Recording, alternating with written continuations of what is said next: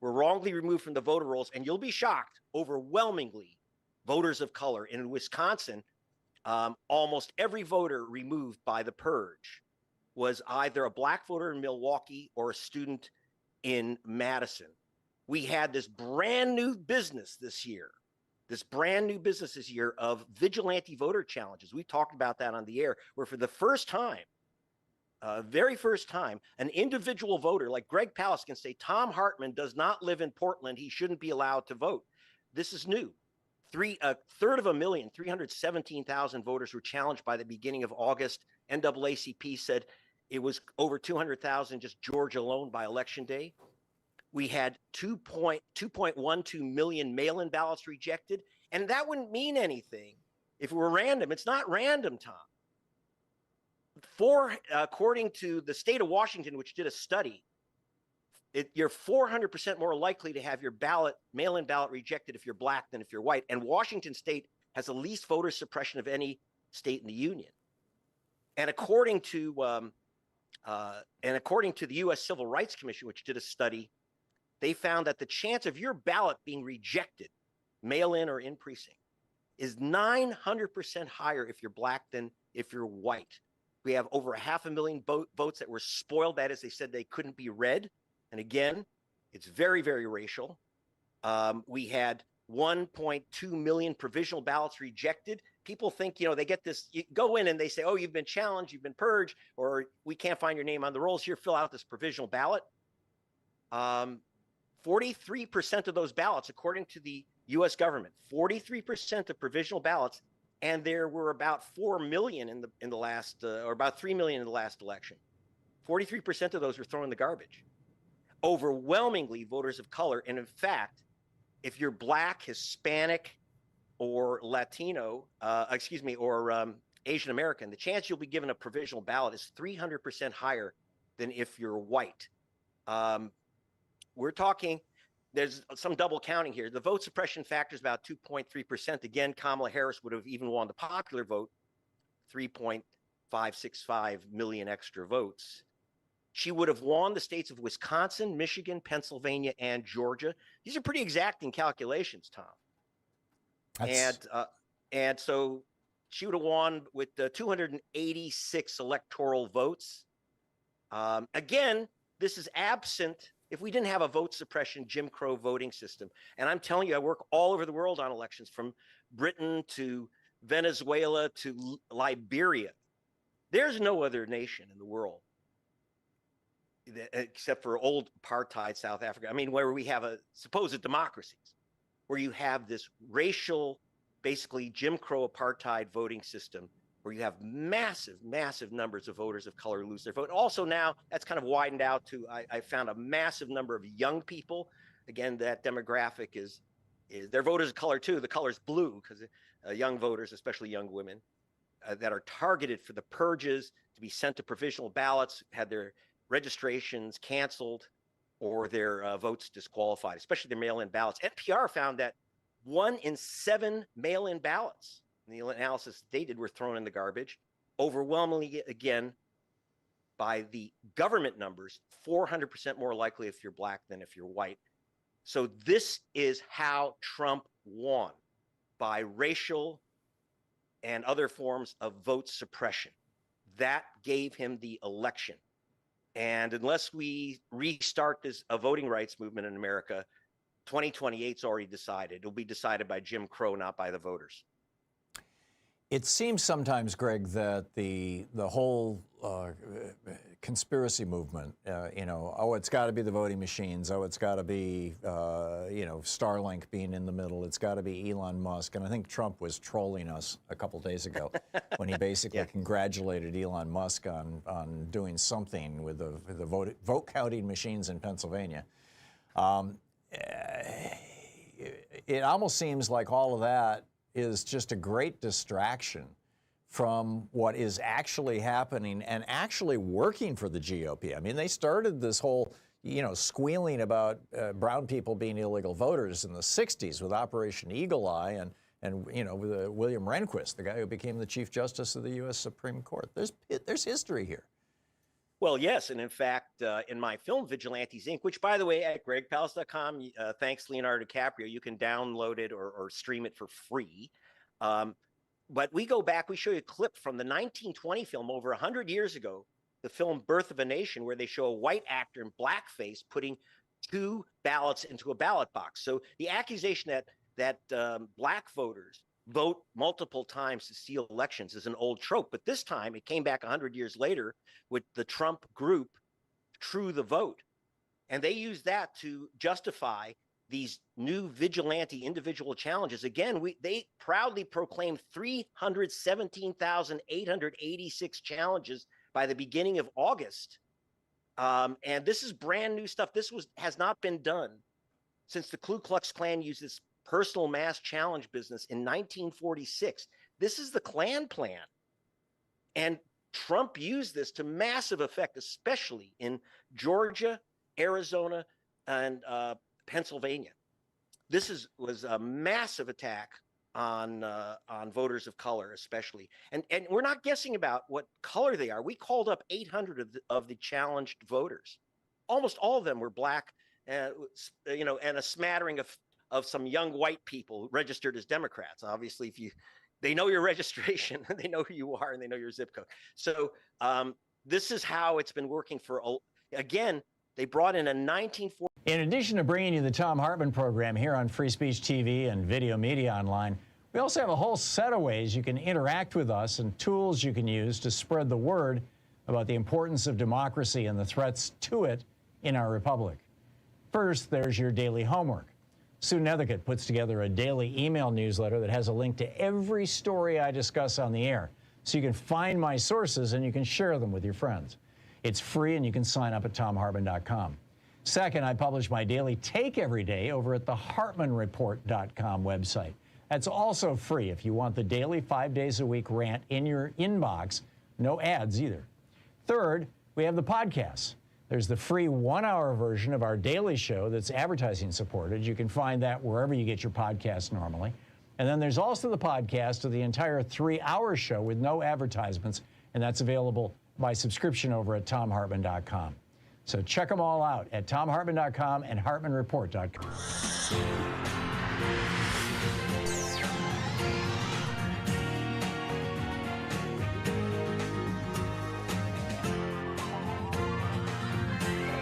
We say fight back!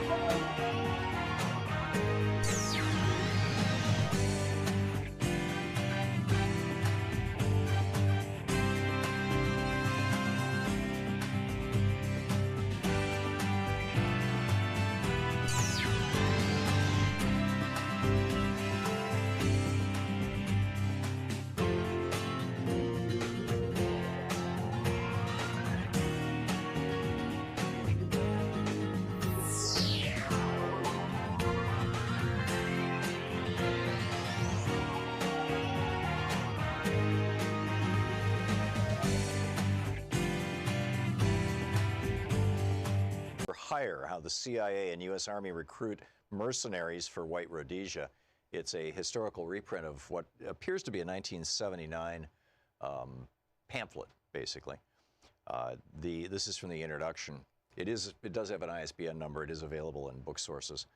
In Zimbabwe, Rhodesia, actually this must have been published post-1980 because they're referencing Zimbabwe. In Zimbabwe, Rhodesia, 270,000 white settlers, mostly immigrated since World War II, controlled the government and economy, ruling over the 7 million black Africans. The Zimbabweans cannot vote. They have been forced off the bulk of the arable land, and they have no democratic rights whatsoever. All labor performance in Zimbabwe is black labor, and it is intensely exploited, often at less than subsistence wages. Zimbabweans have been fighting European invaders since the early 17th century. Since the 1890s, they have been directly ruled by Europeans, at first in the form of a private British corporation, the British South Africa Company. Since 1923, direct political rule has been in the hands of the white settlers, currently led by Ian Smith and his fascist Rhodesian Front Party. It's important to note that the white settlers were originally given this direct local power as a, quote, self-governing colony of the British government, thereby creating a master-caretaker relationship. During these past 80-odd years, Western imperialism, the multinational corporations of the United States, Britain, and South Africa, has extracted huge profits from the exploited and oppressed Zimbabwean population via the subsidiaries of the Anglo-Americans, Lonrho, Amax, AMAX, Union Carbide, Mobil, ITT, and other corporations. They fully intend to continue doing so as long as they can. The white settler minority has been rewarded for their violent subjugation of the Zimbabwean people with perhaps the highest national standard of living in the world. Sir Roy Walensky, the former Prime Minister of the Central African Federation, which included what is now Rhodesia, once said, "This man Smith has an appeal. It's the appeal of an easy life. For $6,000 a year, you can have 5 servants, a swimming pool, and a lot." Beginning during the early 1960s, however, the Zimbabwean nationalist forces under the leadership of the Zimbabwe African National Union, ZANU, evolved the strategy of guerrilla war to liberate their people and land. It is proving to be very successful. There are 20,000 guerrillas in base camps in Tanzania and Mozambique, over 3,000 in Zimbabwe itself, and this number is continually rising. In a meeting between Stephen Solars, a U.S. congressman, and the ZANU guerrilla leaders, they were reported to reject the possibility of enlisting the assistance of Cuban or other foreign troops, declaring that if we cannot liberate ourselves, we do not deserve to be liberated. Despite Western propaganda to the effect that the U.S. and British only wish to avoid a bloodshed in Rhodesia, don't forget the Zimbabweans have been bleeding for almost a century, their real fear is that the liberation struggle will win. With this victory in sight, it is not surprising that the counterattack by the Smith regime has become more vicious and brutal. Actually, this must have been published pre-1980, because this is when Smith was still in power in Rhodesia. More than 250,000 rural Zimbabweans have been forced into concentration camps. Terrorist raids have been conducted against Zimbabwean refugees in Mozambique. Dusk to dawn shoot-on-sight curfews have been instituted and enforced in the border areas. And escalating counterinsurgency attacks have been launched against the military arm of the liberation struggle, the Zimbabwean People's Army, ZIPA. It is crucial for Westerners to understand that the Smith regime has not stood alone in this barbaric campaign. This pamphlet documents the critically important element in U.S. imperialism's support for the Smith regime, white mercenary reinforcements for the fascist Rhodesian, quote, security forces. This flow of U.S. mercenaries to prop up white Rhodesia is an important, though secret, part of U.S. imperialism's strategy for Africa. The U.S. has massive investments in southern Africa. Zimbabwe alone supplies the bulk of high-grade chrome ore used in the U.S. for jet engines and other advanced technological items. Coal, copper, and other minerals are ripped out of Zimbabwe for U.S. industry. Mobil Oil, Texaco, Hertz Rent-A-Cars, Holiday Inns, and many other U.S. corporations operate illegally in Rhodesia through foreign subsidiaries. More important still is South Africa, the fortress of U.S. interests in Africa, where $1.5 billion is invested by GM, IBM, Ford, and other giant multinational corporations. The liberation of Zimbabwe would, for the first time, penetrate the buffer zone of satellite countries protecting the borders of South Africa. South African guerrilla fighters, who are already training by the thousands in camps in Tanzania and Zambia, would have direct access to re-enter their land and accelerate the liberation struggle. Knowing that the stakes are high, U.S. imperialism has worked to strengthen the white supremacist outposts in Africa, although at times this had to be done covertly. In 1970, the Nixon White House approved Henry Kissinger's Operation Tar Baby strategy, based on Option 2 of the Secret National Security Study Memorandum No. 39. This strategy essentially called for covert military assistance, including direct exchanges, so that South African troops could be trained in the U.S. in specialized tactics and weapons.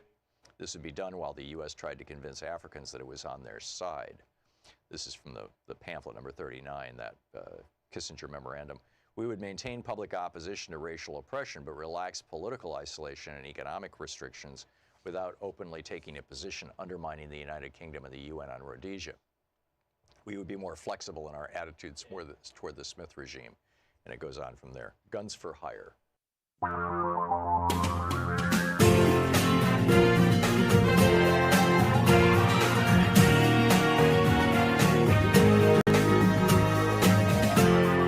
This is the Thom Hartmann Program.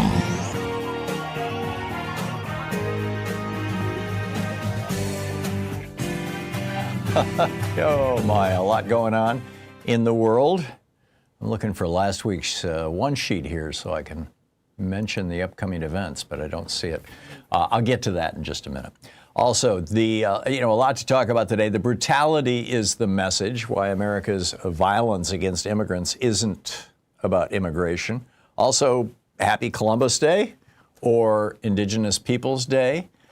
Donald Trump has some thoughts on that, and so does some, fairly prominent historians. We'll get to that. Portlandia Alert, the Portland naked bike riders serenaded ice yesterday. It is cold here, by the way. It was 41 degrees this morning when I got up. And, winter is arriving here in the Pacific Northwest. In the second hour of our program, our CDC is no longer functional. What happens if we need it? What happens if, Ebola pops up or something? Also, the hostages are out of Israel. I'll get to, or out of Gaza. I'll get to that. The Israeli hostages, we'll get to that in just a moment, too. And Qatar gets to have its own Air Force base in the U.S. What the hell? What's going on with this? How much money did they have to give to the Trump family to have that happen? And a crazy alert. Hey, right-wingers, you don't own country music. I love it, too. And in the third hour of our program, Donald Trump's officials reportedly consider selling student loan debt to private investors. Number one, they want to make it impossible to ever forgive student loan debt. And number two, hey, they've got some friends who want to make some serious money on that $1.6 trillion. And is the Trump crime family scamming the markets? Something weird happened over the last couple of days. I'll tell you all about that in the third hour of the program. With regard to the release of the hostages, the Israeli hostages that Hamas took back on October 7th, thank God, Baruch Hashem. It is a wonderful thing that these 20 hostages, remaining living hostages, have been released. Apparently, many of the dead ones are buried under rubble. They don't know where all the bodies are. But, this is a good thing. And to the extent that Donald Trump played a role in this, he deserves credit for it. Sometimes a stopped clock is right, twice a day, in fact.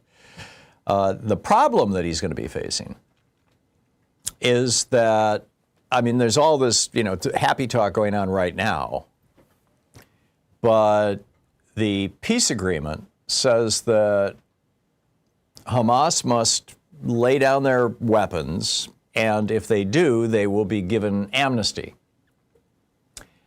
Israel's not saying the same thing. Netanyahu didn't even go to Egypt for this signing ceremony. He's not there. Netanyahu came right out and said the war is not over. Netanyahu's defense minister, his finance minister, his security minister, Itamar Ben-Gvir, and his finance minister, Smotrich, have both come out and said that should Hamas continue to exist, they will, they're going to advise going after them. Netanyahu says the war is not over. Now Trump says the war is over. The war is over. This is going to be interesting to see how this plays out. I am hopeful. I think the whole world is hopeful that some kind of peace can come out of this. I'm also predicting that the next step is going to be the Trump family and others in the Middle East rebuilding Gaza, in quotation marks. But, I don't want to get too cynical here. Although, what can I say?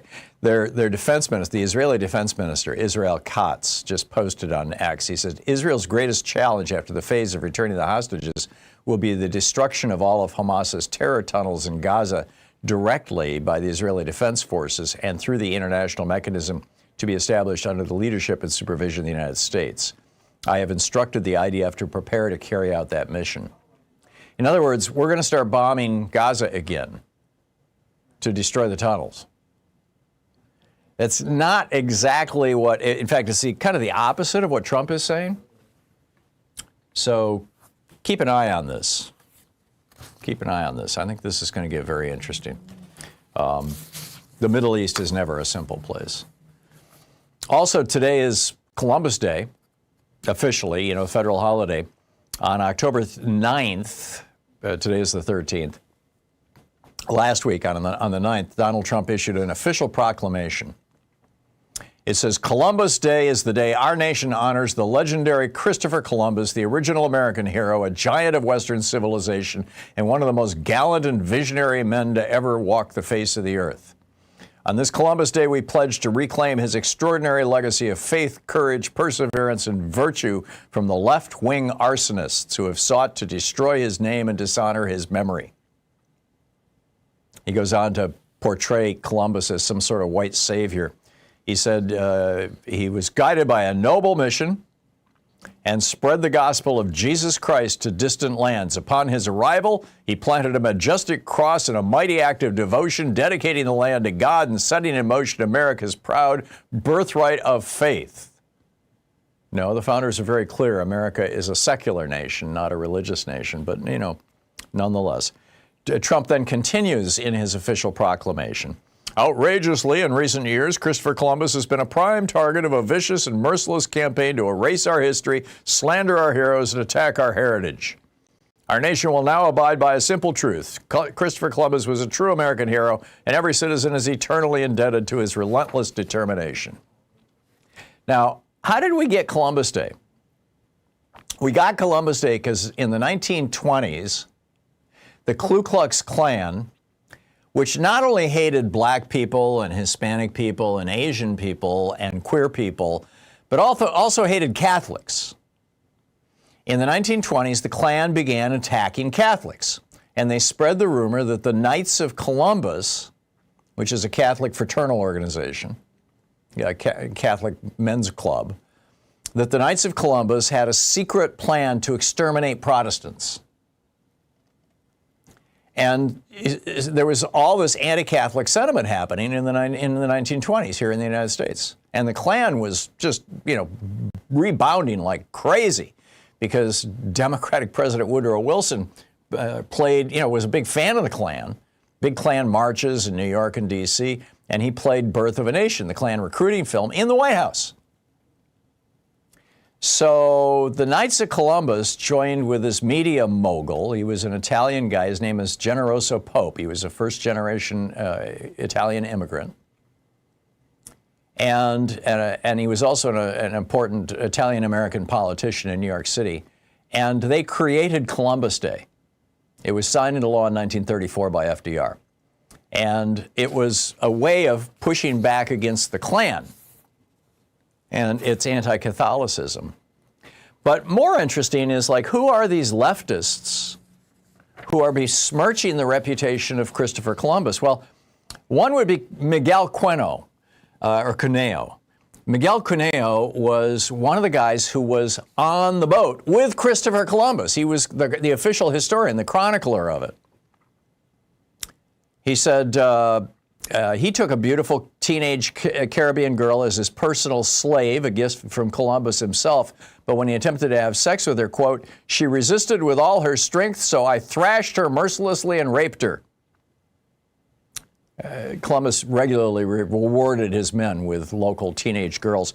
In fact, he wrote to a friend in 1500, quote, 100 castellanos, a Spanish coin, are as easily obtained for a woman as for a farm, and it's very general, and there are plenty of dealers who go about looking for girls. Those from 9 to 10 years old are now the most in demand. Christopher Columbus himself wrote to the Spanish monarch in 1493, quote, it is possible with the name of the Holy Trinity to sell all the slaves which it is possible to sell here. There are so many of these slaves, and also Brazil would, although they are living things and are as good as gold. And then Cordoba, Pedro de Cordoba, who was a priest with Columbus on the ship, in a 1517 letter wrote, quote, as a result of the sufferings and hard labor they endured, the Indians choose and have chosen suicide. Occasionally, 100 have committed mass suicide. The women, exhausted by labor, have shunned conception and childbirth. Many, when pregnant, have taken something to abort and have aborted. Others, after delivery, have killed the children with their own hands so as not to leave them in such oppressive slavery in the hands of Christopher Columbus. So, yeah, happy Columbus Day, right? It's this noble man who went off in search of slaves and teenage girls to rape. Wait a minute, raping teenage girls. Jeffrey Epstein, Donald Trump. I know why Donald Trump loves Christopher Columbus. He was the Jeffrey Epstein of the 1600s or the 1492. There you go. Now it all makes sense. This is the Thom Hartmann Program. 16 and a half minutes past the hour. The brutality is the message. My daily take up next. Why America's violence against immigrants is not about immigration.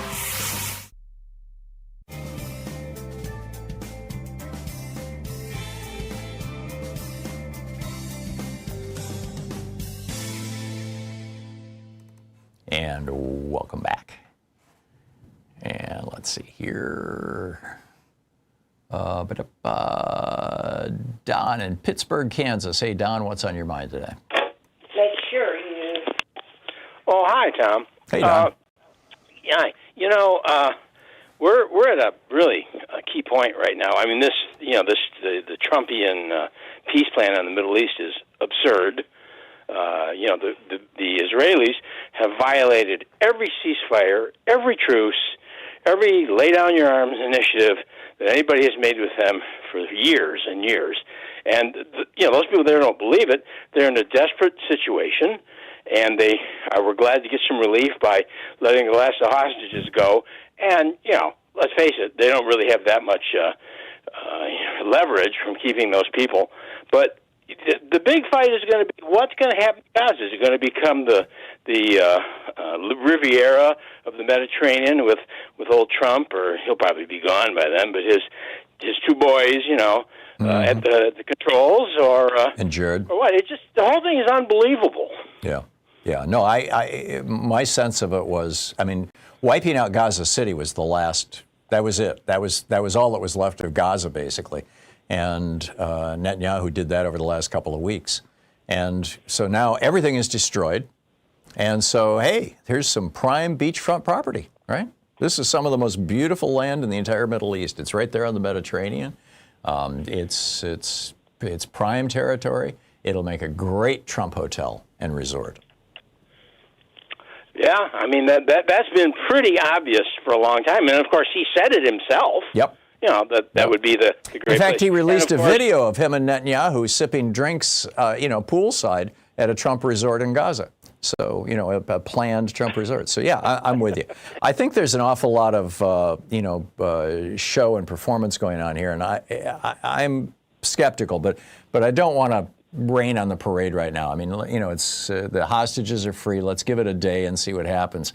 But I don't think it's going to take more than a week before Israel starts bombing Gaza again. We'll see. Don, thank you very much. Spot on. Sandra in Omaha, Nebraska. Hey, Sandra, what's up? Well, I was thinking about the upcoming march on Saturday, and my thoughts were that rather than approach this as a confrontational issue, I would recommend that anyone who goes first research your own family history. How did your family react in 1941 when Pearl Harbor was hit? How did they respond? What was the first thing they thought? What was the first thing they did? Because in my family, 6 of my future uncles and my future dad all went to the nearest enrollment center and tried to sign up with any branch of the military that would take them. Yeah, my dad did too, straight out of high school. Yeah, many were so underweight because the times were hard that they were told no, because you can't carry the amount of equipment needed to go into battle. And so they would go on to the next branch and say, will you take me? And on and on and on. Women would go and say, okay, I'm going to start making, working at a munitions plant and making bullets. And I'm going to go into a plant and help make airplanes that will help carry products and whatnot. Right. But if you talk to those people in your family, then you can talk to these people who don't seem to remember these things and ask them, how did your parents... Yeah, these were the original anti-fascists, Sandra. Absolutely. Thank you, Sandra.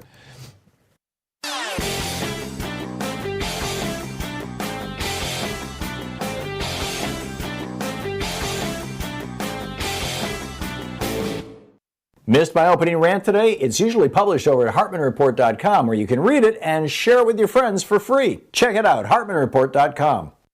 So a lot of people are wondering, why is it in America that we can't have nice things? Why don't we have, the same things every other democracy has? Every other democracy in the world has a national health care system of some form, and everybody is covered. We don't. We've got 27 million uninsured people and over 100 million underinsured people. Why is that? Why is it that every other country in the world offers college education very inexpensively, if not for free, and for here you go to debt? Why is it that we've got our public schools crumbling and other countries are doing well? Why is it that we've got Medicare being taken apart by this Medicare Advantage scam and nobody will do anything about it? Well, it turns out the reason why it boils down to one thing, one Supreme Court decision, Citizens United, legalizing the bribery of our politicians. There's a whole rant about this over at HartmannReport.com. I think you're going to find it very, very useful. Check it out.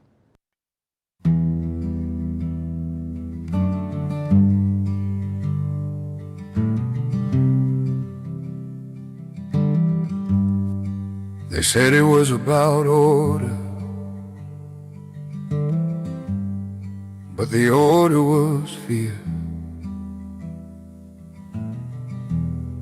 and the fear was the point.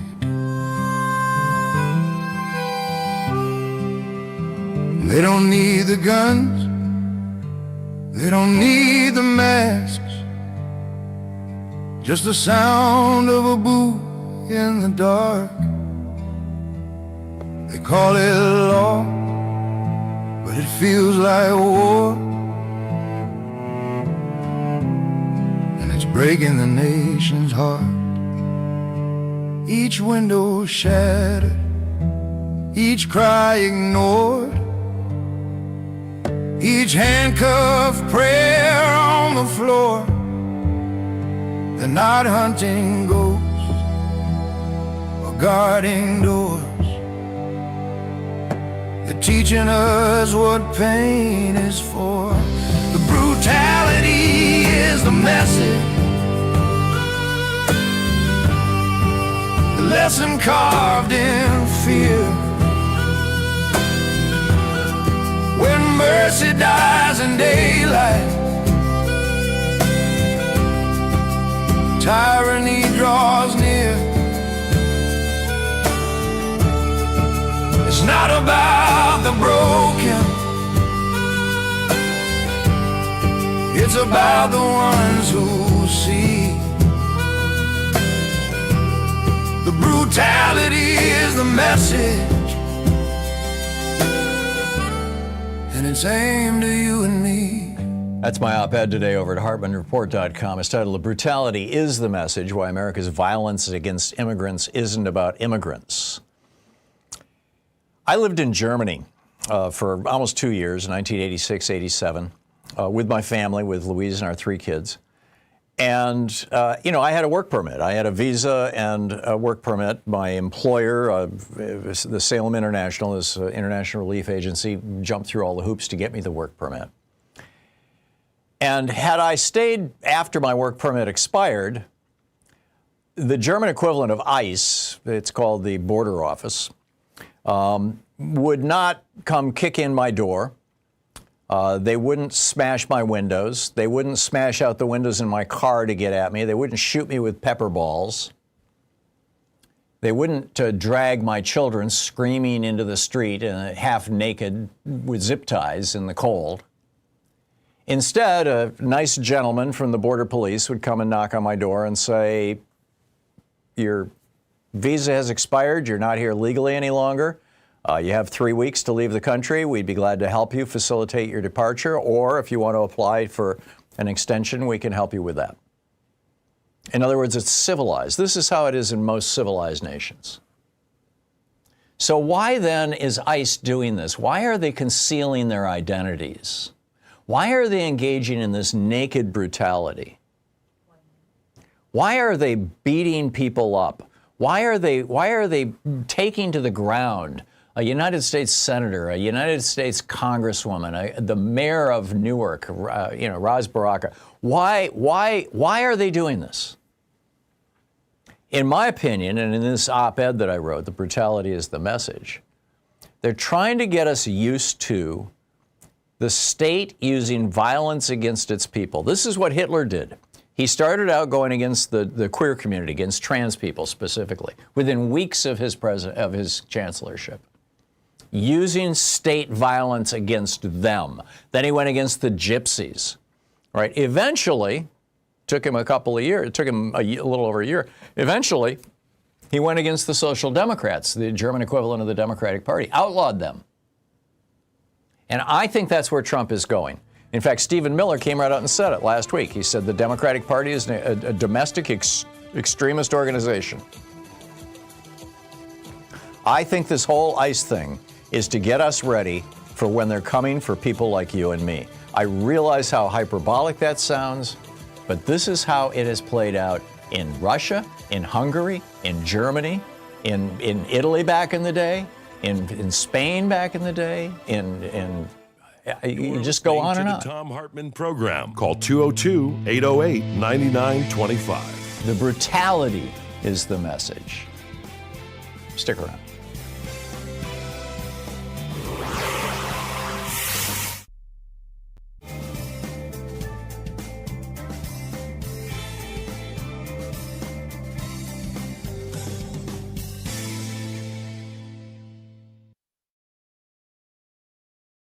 Today is the Seven Mountains Mandate by Matthew Bodie, exposing the dangerous plan to Christianize America and destroy democracy. We'll start with the introduction, the story of the mountains. The plan to Christianize America began 50 years ago with a vision from God, or so the legend goes. Bill Bright, the founder of a college campus evangelism organization, had just landed in Colorado in August of 1975 to participate in an event in Boulder. But something planted deep in his spirit had made Bright desperate to talk to Lauren Cunningham, a founder of another youth-oriented evangelism organization who was on vacation in Colorado. The vision from God that Bright had brought for Cunningham was a typed list of 7 influential areas of culture. If Christians could win these 7 areas for Christ, Bright said, the nation could be set right and return to its biblical origins. It would take a massive spiritual war, but ending the demonic control of these areas would have immense impact for the kingdom of God. The vision from God that Bright had brought for the Constitution, the problem was that God had placed Cunningham on a mountaintop near Durango on the other side of the state with no way to communicate. The man who had picked up Bright at the airport said he could get the two together. Someone got through to a ranger station in Durango, and then from there, someone on horseback found Cunningham's remote location. That man took Cunningham to a borrowed plane, which flew Cunningham to meet the man who had the urgent message from God. What Bright didn't know was that God had given Cunningham the same list, though his was sketched out on a legal pad. The two friends presented their lists to each other simultaneously. Cunningham later wrote, "Amazing coincidences like this happen all the time when Christians listen to the still small voice of the Holy Spirit."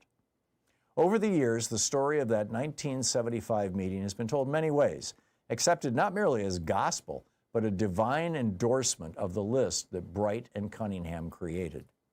Whatever the truth of the meeting, the list has become powerful spiritual lore passed down from one generation to another in the movement born from it. That movement is intent on destroying democracy by taking dominion in these 7 institutions: education, family, religion, government, business, media, and entertainment. Over the decades, many have made their mark on the list by envisioning different labels for it. While Bright and Cunningham spoke of areas of influence, others have called them gates, pillars, channels, and most commonly among the movement's supporters today, mountains.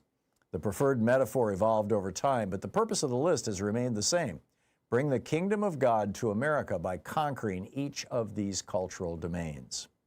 The story of the 7 Mountains movement told in this book is the story of those who inspired and shaped that 1975 list.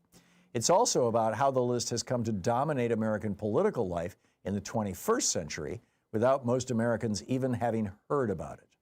This insidious victory is the work of a new generation of believers who have pushed it with more and more aggression, pushing us closer and closer to violence, threatening our society through their claim to divine urgency.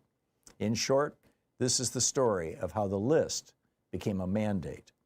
The spiritual energy behind this mandate pushed the list into the White House with the 2016 election of Donald Trump. From there, the movement exploded beyond the fringes of charismatic evangelicalism into larger institutions, influencers, and financial backers. To the handful of experts who have followed the movement for years, it was no surprise its supporters turned violent when the 2020 election didn't go the way they wanted, the way they say God wanted. This is where the movement has been headed. Yet even more frightening, since the 2021 insurrection at the Capitol, more Americans seemingly want what the Seven Mountains movement wants also. A June 2023 survey of 2,000 Americans estimated about 30% are open to the ideas associated with the Seven Mountains movement, such as things like the U.S. culture is fundamentally Christian, and Christian values should be solely and explicitly endorsed by the government. Another 2023 survey found a similar percentage of Americans either adhering to or sympathetic to these ideals. A second Trump administration only reinforces that. Of course, many of the Americans in those polls are the demographic most supportive of the mandate, the evangelicals. A 2024 survey showed that strong majorities of evangelicals agree broadly with the goals of the Seven Mountain movement. About 55% of evangelicals specifically agreed that, quote, God wants Christians to stand atop the seven mountains of society, end quote. The survey also showed that the percentage of Christian Americans who believe in the mandate increased from just under 30% to over 41% in just 1 year. The surveyors note that, quote, what not long ago seemed to be a marginal set of beliefs has become a dominant religious framework among American Christians, end quote. The Seven Mountains movement has been adopted across the religious right, even by leaders who may not share its theology, because their followers are being motivated by the mandate. For example, the 2022 National Day of Prayer Guide from the Southern Baptist Convention asks its congregants to pray for the seven centers of influence. Beyond religion, the Seven Mountains movement has become so accepted in American society that it has supporters from all levels of government. The book, The Seven Mountains Mandate, Exposing the Dangerous Plan to Christianize America and Destroy Democracy, by Matthew Bodie.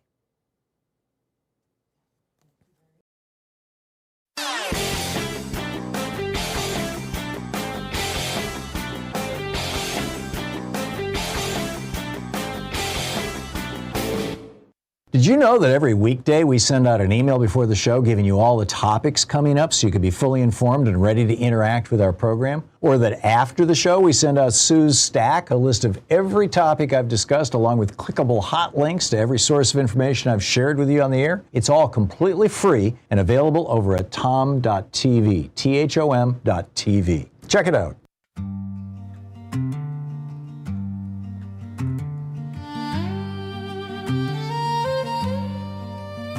They said it could never happen here, but the blueprint's old and it's clear. Divide the people, break their trust, turn dreams to ashes, gold to dust. How to dismantle a republic in 12 steps. History whispers and we forget. Tyrants dance where truth once stood. 12 steps down and gone for good.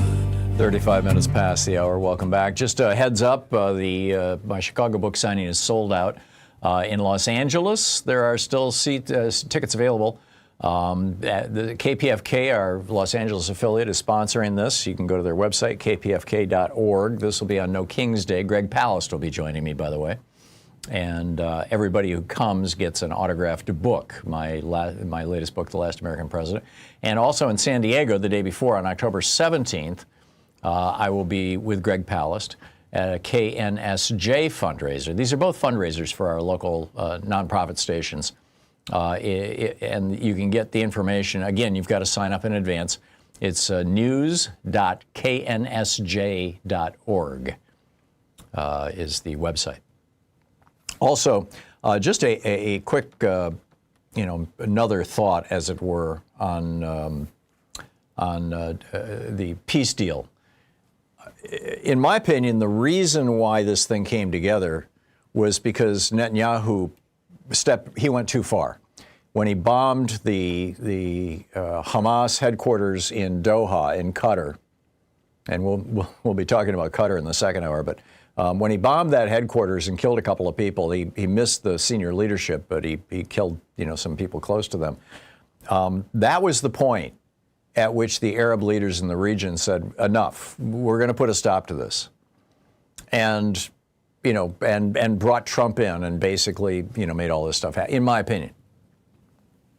I really think that that's the case. And finally, here in Portland, we did the naked bike ride yesterday. It was a hoot. It was, for those of you who watch on television or YouTube, Nate is playing some B-roll of it. You can kind of hear but hundreds of people showed up in the cold and the rain and did a naked bike ride past the ICE headquarters in protest of, the destruction of our liberties and the violence being brought against us, and people who are in this country without documentation. So anyhow, that's my report for the week. What's on your mind today? Mark in Signal Hill, California. Hey, Mark, what's up? Well, in respect to we need to get ready for being pushed against, and I was thinking that we should form something in California here called the California Communications Commission and license the local radio stations. The Federal Urban Communications Commission has control now, but why? It's local communications in the state. Mm-hmm. Most FM stations don't go across the borders at all. TV stations definitely not. And so why not license them through the states and just face the court challenges? And that way, when they go to pull licenses, you got a battle going on. No, I get what you're saying and why you're saying it. It's important to remember that the reason why the FCC was created and they started licensing spectrums to radio stations back in the 20s was to prevent interchannel interference, stations blowing each other up and on the radio dial. And a lot of radio stations do cross state lines. In fact, your big ones, virtually all of them do, all your Clear Channel stations. I don't mean the brand. I mean they used to call these 50,000 watt stations Clear Channel stations. Also, I think that if the goal of what you're proposing here, Mark, is to regulate speech, in other words, to say, we'll give licenses to progressive stations but not conservative stations or something like that, you're going to run up against the First Amendment.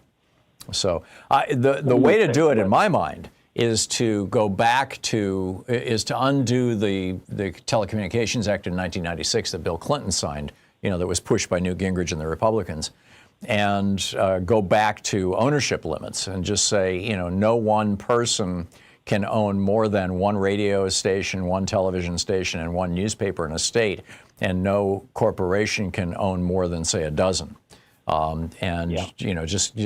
Just break them up and restore competition to the marketplace. Because I don't see the problem so much as being, that we're not regulating radio or television enough. I see the problem as being one of monopoly. You shouldn't have, one billionaire or one corporation, owning so many radio and television stations and newspapers that basically they control public opinion. It's just wrong. Yeah, I can go back to the equal time. The equal time rule and the fairness doctrine. Yeah, I'm all in favor of bringing them both back, although neither one of them are panaceas, but they were both steps in the right direction. Mark, thank you. Keep thinking. I like the way you're thinking. That was a good one. Roger in Seattle. Hey, Roger, what's up? A couple things, but I know you have short time on anything but Friday. Just the background. Let me put you on my headphone. Okay, can you? I just lost Roger. He just hung up on me. So much for that. Steve in Bellingham, Washington. Hey, Steve, what's on your mind today? Hello, Tom. Great show, as always. Thank you. Happy Indigenous Peoples Day. Back at you. I just wanted to say real quick, I've been very inspired by the costumes in Portland, and I went out and bought a sea turtle costume for October 18th, and I would encourage everybody to do the same. Oh, that's great. Some kind of costume. Yeah, protesting, I mean, it's become a real thing here in Portland. You know, people are showing up in all these inflatable costumes, and it's a great way of just unambiguously saying, not just to the goons with their masks and their guns, but also to the press, we are not a threat. Yeah, and the people. Yes, yes, we are not a threat. Exactly. We are peaceful protesters. Yeah. How do you? And in fact, do you see that? Have you seen the video of? You know, there was the turtle, the inflatable turtle, and an ice guy comes and the ice guy shot pepper balls at him, and he just kept dancing. No, I didn't. They were shooting pepper balls. I didn't see that. Yeah, it's nuts. It's all over social media. I mean, they are so spoiling for a fight. They so want us to fight back so that they will have an excuse to use violence against us. And then, of course, that violence will spread to, it's, because it's not illegal immigrants, in quotes, undocumented people who are showing up at these protests. It's mostly Democrats. And then once they've got an excuse to come after us with violence, they're not going to stop. They're not going to stop. And that reminds me, Tom, everybody on October 18th must be 100% nonviolent. Absolutely. And we're a pretty active town here in Bellingham, and people have given classes on de-escalation of hostilities, and it's very important. They'll take the smallest little thing they can find and blow it way out of proportion. We have to keep it 100% peaceful. I agree. And when the what do you call them, the guys who are trying to start violence, when they show up, particularly if they're wearing masks. Provocateurs. Agent provocateur, thank you. When they show up, take pictures, identify them. If they're wearing masks, pull off their masks, follow them back to their car, get their license plates. We just can't let violence happen, regardless of who they claim to be. So I'm with you. Steve, thank you. Thank you. Spot on. Dr. Sandy in Athens, Ohio. Hey, Sandy, what's up? Tom, always a pleasure to speak with you. And your opening remarks took what I've been thinking about, having a deja vu experience about, about the 1954 Geneva Accords. Because in Sharm el-Sheikh, Israel's not there, Hamas is not there. So do you really think, the 54 Accords were supposed to bring peace to Vietnam, and it took another 21 years for the hostilities to stop. So, and Hamas is now reasserting themselves in what is left of Gaza. These guys are not going to go away. I mean, it just never ends. It just never ends. I know Hamas was formed by the Islamic Brotherhood, for the sole purpose of opposing the Palestinian Authority and the two-state solution. And heavily funded by Benjamin Netanyahu. Seriously. I mean, he gave Hamas over $1 billion. I mean, not him personally, but, his administration in Israel. I understand. Correctly, as you point out, is to try to drive a wedge between Hamas, which ran Gaza, and the Palestinian Authority, which ran the West Bank, because, it was divide and conquer. And so, like I said, I'm very skeptical, but, 20 people freed, that's a day to celebrate. Dr. Sandy, thank you for the call. It's 45 minutes past the hour. I'll be back with more of your calls in just a moment. It's the Thom Hartmann program. Defending America from the weapons of mass deception. Stick around. We'll be right back.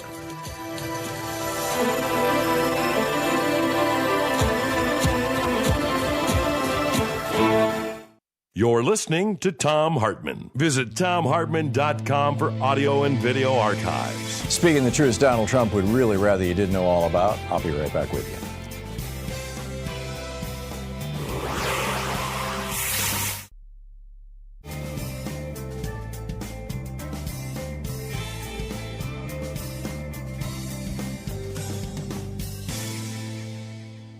And welcome back. Joe in Van Nuys, California. Hey, Joe, what's on your mind today? Well, happy Indigenous Peoples Day. Thank you. And thank you for reminding me and everybody else that our country's lineage starts with child rape and still is going on. Yeah.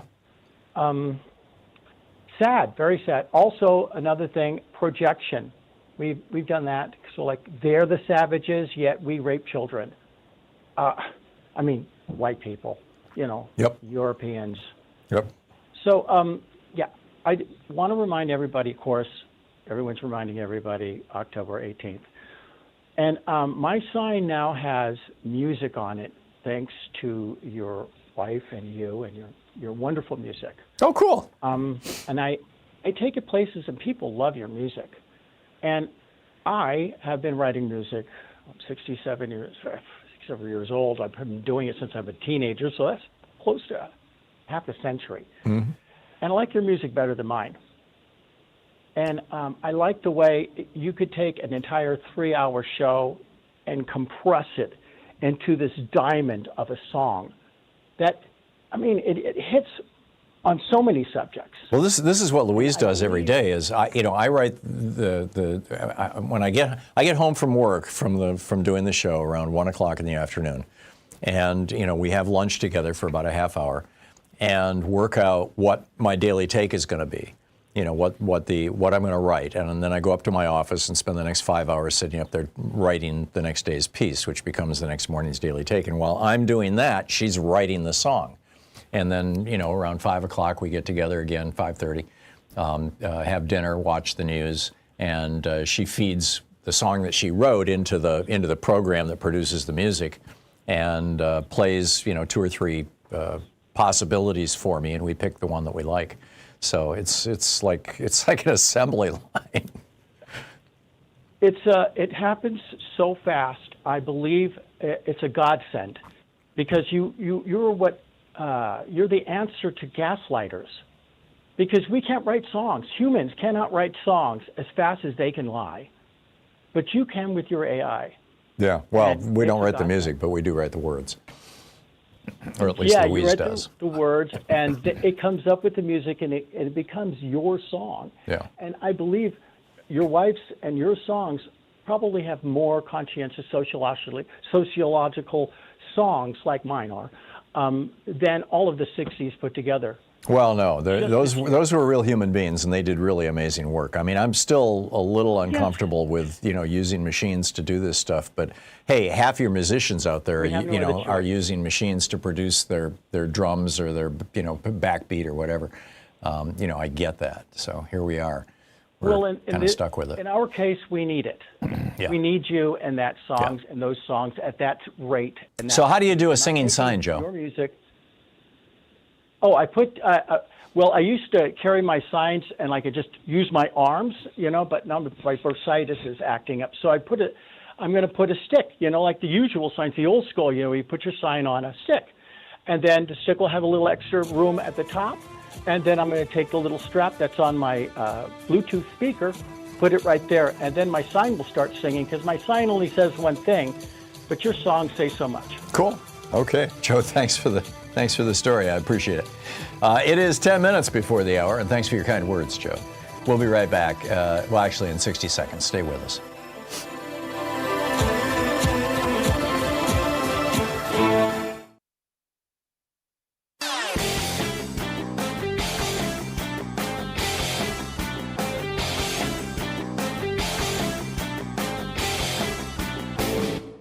Hey, thanks so much for sharing our program and for reaching out to our stations and sponsors and letting them know that you're listening. It really means a lot to us.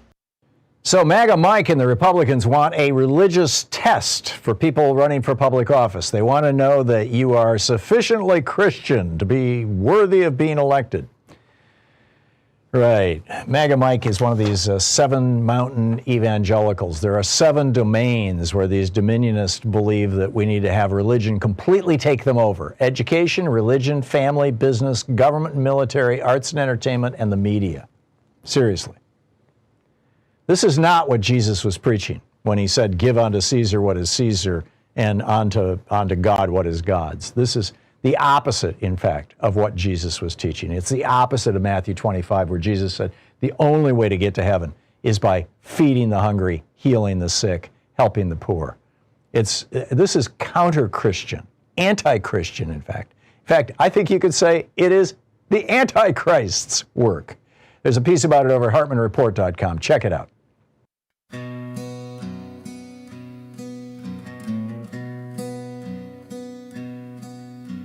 Troops in the street, but the crime ain't here.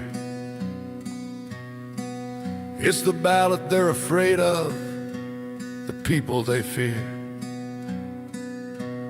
Voting machines in their sights, blue cities on the line. Democracy's the target, and they're running out of time. Militarize, intimidate, control. Welcome back. 52 minutes past the hour. Picking up your calls here. Mike in Chicago. Hey, Mike, what's up? Hi, Tom. One of the things that I've been seeing that's been irritating in the shutdown is that Republicans are making it like it's a debate between two parties, like an argument or something like that, negotiation, and the other side's not giving in. But I learned from your show that they have the ability to shut down, to open it up, and not even have done the shutdown, like using that method they use to get judges through. Just break the filibuster. It only takes 50 votes to break a filibuster. Yes, that's right. And but they continually the Republicans continually saying it's a Democratic shutdown, which I can understand that they would frame it that way, because even if it's not true, it's that's the way they operate. My question: I've never seen any rebuttal. Two things. One, I've never seen in the media space, mainstream media especially, that question directly posed to the Republicans and saying, "You guys, we didn't even have to have a shutdown. You have enough votes to go and do it." The question is, why are you shutting it down? Have you heard any rebuttal, and what is the rebuttal? And B, why do you think like George Stephanopoulos or whatever, the guys on Sunday, aren't they directly posing it to him? And I don't know. Ro Khanna talked about this on Fox News last week, and I retweeted his little clip. I mean, he just came right out and said it. It's not a secret. I guess it's just for the press. See, the Republicans want the shutdown. First of all, they like it. It gives Trump more power, and they like blaming it on the Democrats, and they think that they're winning in that regard. The Democrats like the shutdown too, because it makes them seem tough. It encourages people. I mean, Schumer and Jeffries are now suddenly no longer viewed as wimps, right? They're viewed as warriors, and they like that. And so nobody wants to burst this bubble by simply saying that John Thune, the Senate Majority Leader, the guy who replaced Mitch McConnell as the head of the Republicans in the Senate, could end the shutdown in 10 minutes. Just by, or maybe 15. I think they have to hold a vote open for 15 minutes. But, he could do it in less than an hour by simply putting a resolution forward to suspend the Senate filibuster rules for this particular continuing resolution. And if you have concerns that will invalidate the filibuster for all time, then do two resolutions. One that says we're suspending the resolution today, and the other that says we're reinstating it 1 hour from now. Okay, it's not rocket science. Right. But people don't normally know this. This is not an. I know, and everybody is loving the drama, I guess. I can't come up with another answer. I mean, Ali Velshi asked me this the weekend before last on his show on MSNBC. He said because he and I had been talking in email, and I'd mentioned it to him, and he says, you and I were corresponding during the week, and you mentioned to me that the Republicans could have the filibuster right now. And I said, yeah, not only could they routinely do for judges and for cabinet positions and things. And they also, all of these guys, and also Democrats did this back, when we tried to get the For the People Act and the John Lewis Voting Rights Act passed. The problem was we didn't have 50 votes. Yeah.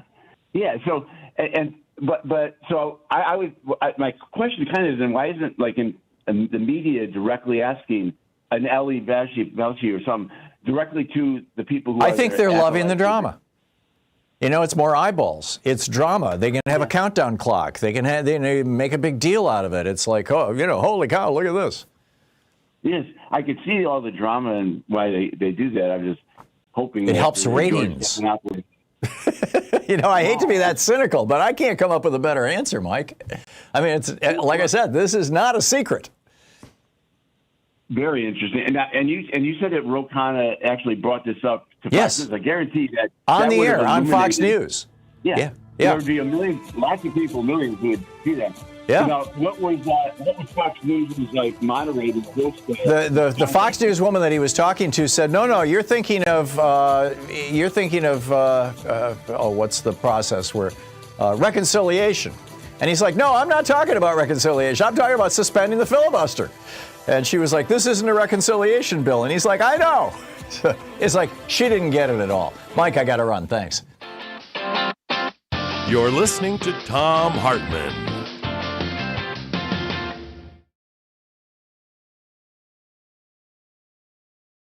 In addition to bringing you the Thom Hartmann program here on Free Speech TV and Video Media Online, we also have a whole set of ways you can interact with us and tools you can use to spread the word about the importance of democracy and the threats to it in our republic. First, there's your daily homework.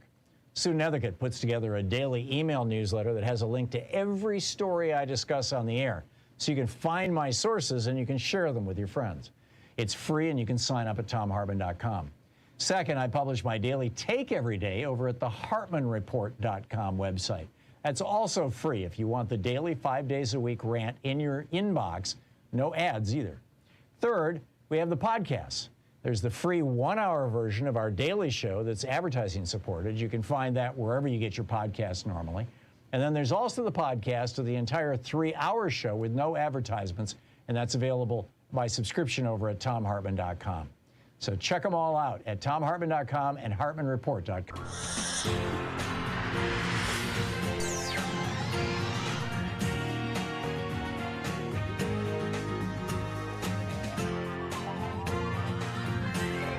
We say fight back!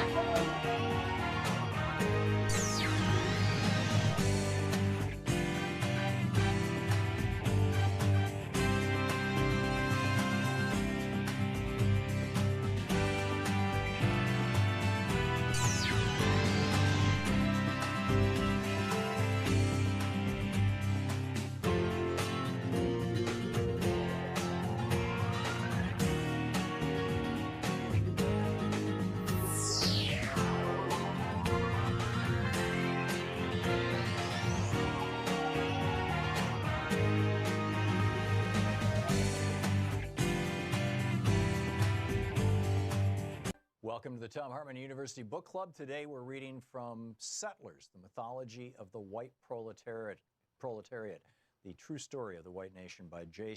Sakai, published by Morningstar Press in 1989. This is from Chapter 2, The Foundations of Settler Life. The life of European settlers and the class structure of their society was abnormal because it was dependent upon a foundation of conquest, genocide, and enslavement. The myth of the self-sufficient white settler family clearing the wilderness and supporting themselves through their own initiative and hard labor is a propaganda fabrication. It is the absolute characteristic of settler society to be parasitic, dependent upon the super-exploitation of oppressed peoples for its style of life. Never has Euro-American society completely supported itself.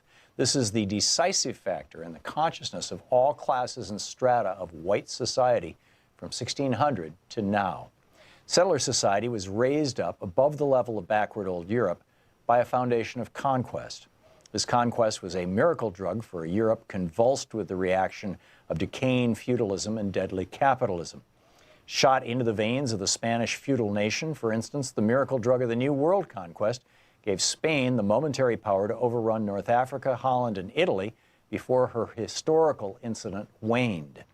Like many such fixes for Euro-Americans, this conquest was addicting. It was habit-forming and rapidly indispensable, not only culturally, but in the mechanism of an oppressor society whose lifeblood was new conquest. We'll examine this later in the relationship of settlerism to imperialism. For now, it's enough to see that this conquest is a material act of great magnitude, an economic and social event as important as the emergence of the factory system or the exploitation of petroleum in the Middle East. We stress the obvious here because the Euro-American settlers have always made light of their invasion and occupation, although the conquered territory is the precondition for their whole society. Traditionally, European settler societies throw off the propaganda smoke screens that they didn't really conquer and dispossess other nations. They claim with false modesty that they merely moved into vacant territory.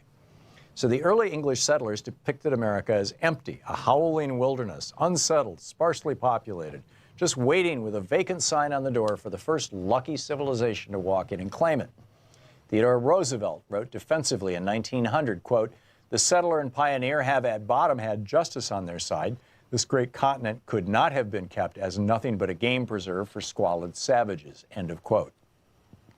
It is telling that this lie is precisely the same lie put forward by white Afrikaner settlers who claim that South Africa was literally totally uninhabited by any Africans when they arrived from Europe. To universal derision, these European settlers claim to be the only rightful historic inhabitants of South Africa.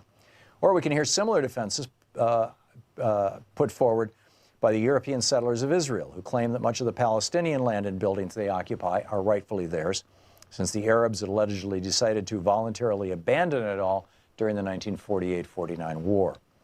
Are these kinds of tales any less preposterous than those put forward by Euro-American settlers? America was spacious and sparsely populated only because the European invaders destroyed whole civilizations and killed off millions of Native Americans to get the land and profits they wanted. We all know that when the English arrived at Virginia, for example, they encountered an urban, village-dwelling society far more skilled than they were in the arts of medicine, agriculture, fishing, and government. This civilization was reflected in a chain of 300 Indian nations and peoples stretching from the Arctic Circle to the tip of South America, many of whom had highly developed societies. There was, in fact, a greater population in these Indian nations in 1492 than in all of Western Europe. Recent scholarly estimates indicate that at the time of Columbus, there were 100 million Indians in the hemisphere, 10 million in North America, 25 million in Central Mexico, and an additional 65 million elsewhere in Central and South America. These numbers have long been concealed since they give rise to the logical question of what happened to this great mass of people. The European invaders, Spanish, Dutch, English, Portuguese, and French, simply killed off millions and millions to safeguard their conquest of the land and provide the disposable slave labor they needed to launch their new world. Conservative Western historical estimates show that the Spanish reduced, in quotes, the Indian population of their colonies from some 50 million to only 4 million by the end of the 17th century. And from the 10 million Indians who once inhabited North America, after 4 centuries of settler invasion and rule, there were in 1900 perhaps 200,000 to 300,000 surviving descendants in the United States. This was the very substantial down payment towards the continuing blood price that third world nations have to pay to sustain the Euro-American way of life. So when we hear that the settlers pushed out the Indians or forced the Indians to leave their traditional hunting grounds, we know that these are just code phrases to refer politely to the most barbaric genocide imaginable. It could well be the greatest crime in all of human history. Only here, the Adolf Eichmanns and Heinrich Himmlers had names like Benjamin Franklin and Andrew Jackson. The point is that genocide was not an accident, not an excess, not the unintended side effect of virile European growth. Genocide was the necessary and deliberate act of the capitalists and their settler shock troops. The book Settlers.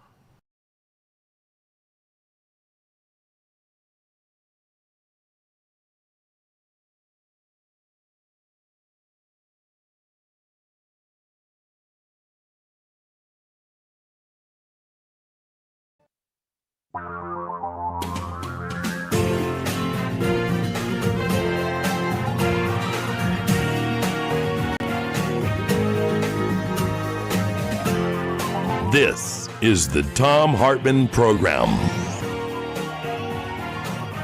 Hey, welcome to the second hour of our program. Our CDC is not functional.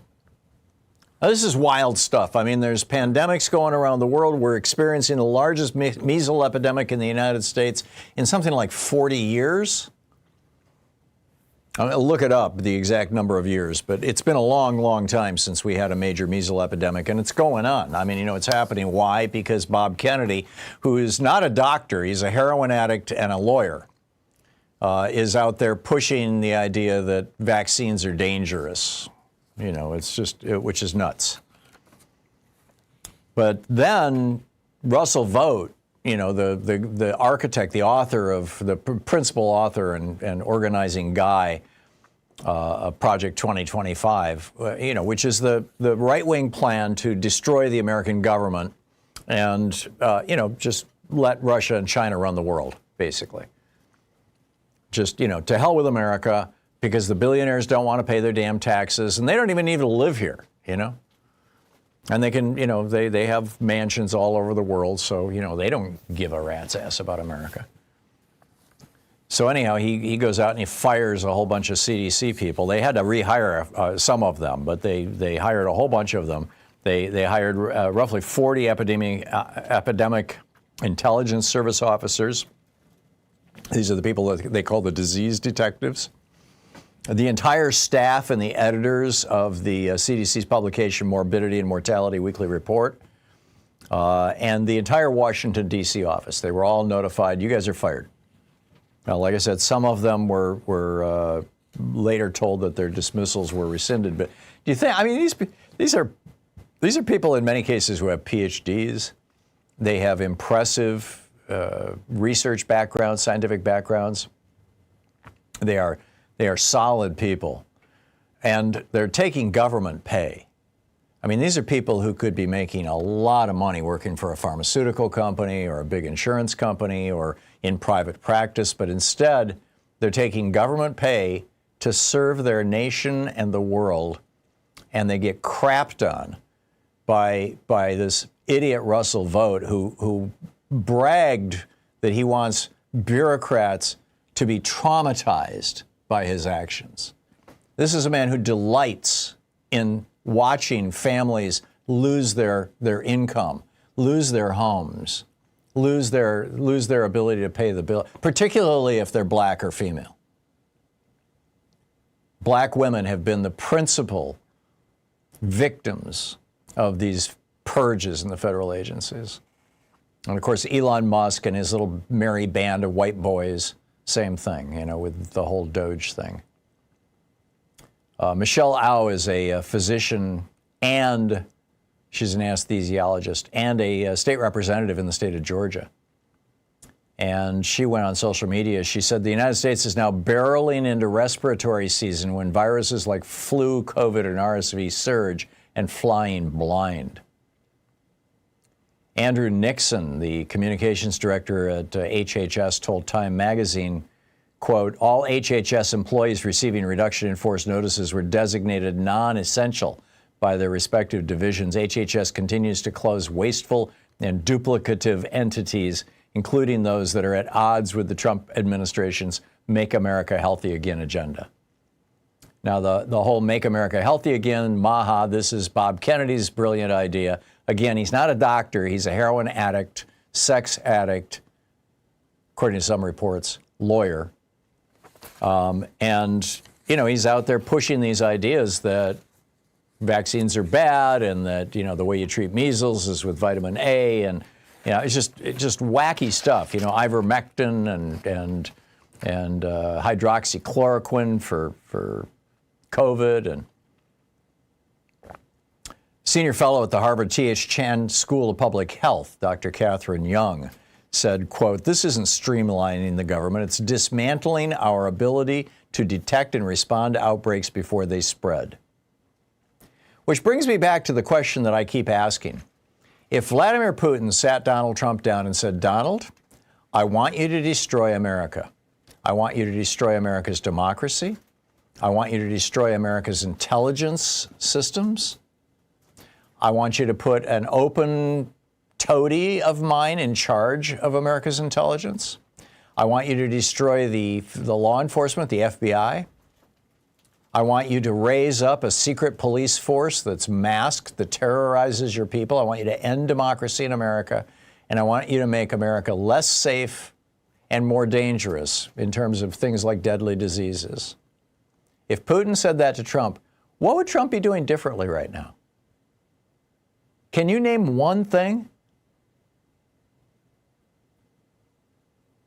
Dr. Angela Rasmussen, a U.S.-born virologist who now works up at the University of Saskatchewan at their Vaccine and Infectious Disease Organization, she said, America is not going to have any kind of outbreak response capacity after tonight. Americans' health data is no longer secure. Say goodbye to federal public health in any capacity. It's a disaster, and we won't recover. So that's what happens if Putin tells Donald Trump to destroy America. You get what we're having right now, what we're experiencing right this very minute. Now, whether Trump is doing this because Putin's got pictures of him with underage girls or what, I don't know. But it sure appears to be happening. Unless you can inform me some other reason why Trump would be doing this. Why would he gut our public health? Why would he fire so many people from our intelligence agencies? Why would he gut the senior people at the FBI? Why would he do away with, by and large, our cybersecurity capabilities in a time when this is the new form of warfare? Meanwhile, Pete Hegseth, Kegger Pete, Whiskey Pete, last Friday, 3 days ago, announced that Qatar is going to build an Air Force facility in Idaho. Now, you would think that Idaho is kind of ground central for a lot of these militia groups, the Proud Boys and the Three Percenters and the Patriot Front and all these right-wing so-called militias. You would think that they would be upset. I mean, these are the people who for years and years had these "Don't Tread on Me" flags and were walking around with the AR-15s on their backs going, one of these days we're going to get invaded by foreign Muslims and the federal government is going to be helping them and we're going to fight back. Where are they? I mean, well, actually a few right-wingers. Now, first of all, why would Trump do this for Qatar? I mean, we're not giving France an Air Force base here. We're not giving Great Britain an Air Force base here. We're not giving Germany an Air Force base here. We're not even giving Saudi Arabia an Air Force base. Why Qatar? Qatar's this little tiny country. It's a little tiny peninsula. It's like a fifth the size of Florida. Just, sticks out into the ocean there. And for a long time, the Saudis and the Emiratis and the Americans would have nothing to do with them because Qatar is the only country in the region that recognizes and helps pay Hamas. Qatar is the only country in the region, one of the wealthy countries, that was a big supporter of ISIS, that allowed ISIS to operate within their boundaries. Qatar, however, is also the country that paid Pam Bondi big bucks as a lobbyist. She registered as a foreign agent, in fact, on behalf of Qatar. They also paid Kash Patel a whole pile of money, and he never bothered to register as a foreign agent, but they, acknowledged that they gave him money. Qatar is the country that gave Donald Trump a $400 million Boeing 747 airplane that you and I are spending $1 billion to retrofit, so when he retires, he can take it with him and his boys can use it. And back in April of this year, the Trump family company struck a deal with Qatar to build a $5 billion golf course, an 18-hole golf course, beachside villas, massive hotel property. And then Jared Kushner's got all kinds of financial interests in Qatar. He founded his investment fund, Affinity Partners. They got $2 billion from the region. Some of it came from Qatar. And last month, Kushner's firm teamed up with the Saudi Arabia's Sovereign Wealth Fund and other partners, including Qatar, to take the video game Electronic Arts private, the largest leveraged buyout in history. This is a $55 billion deal. So some of the Republicans are starting to speak out. This is Mike Madrid over on Axios, a Republican political consultant. He said, Joe Biden was criticized for a Chinese balloon flying over our airspace, and they're giving Qatar an entire effing airbase? Steve Bannon, there should never be a military base of a foreign power on sacred American soil. Laura Loomer, the U.S. is training the funders of Hamas. She's actually right. So what's the deal here? It appears that this is just another example of Donald Trump taking bribes from a foreign country and then giving them what they want in exchange. Unless I'm missing something. Do you know something about this that I don't? Give me a shout. It's 16 minutes past the hour. Hey, conservatives, you don't own country music. We'll talk about that after the break, and I'll pick up your calls. Stay with us.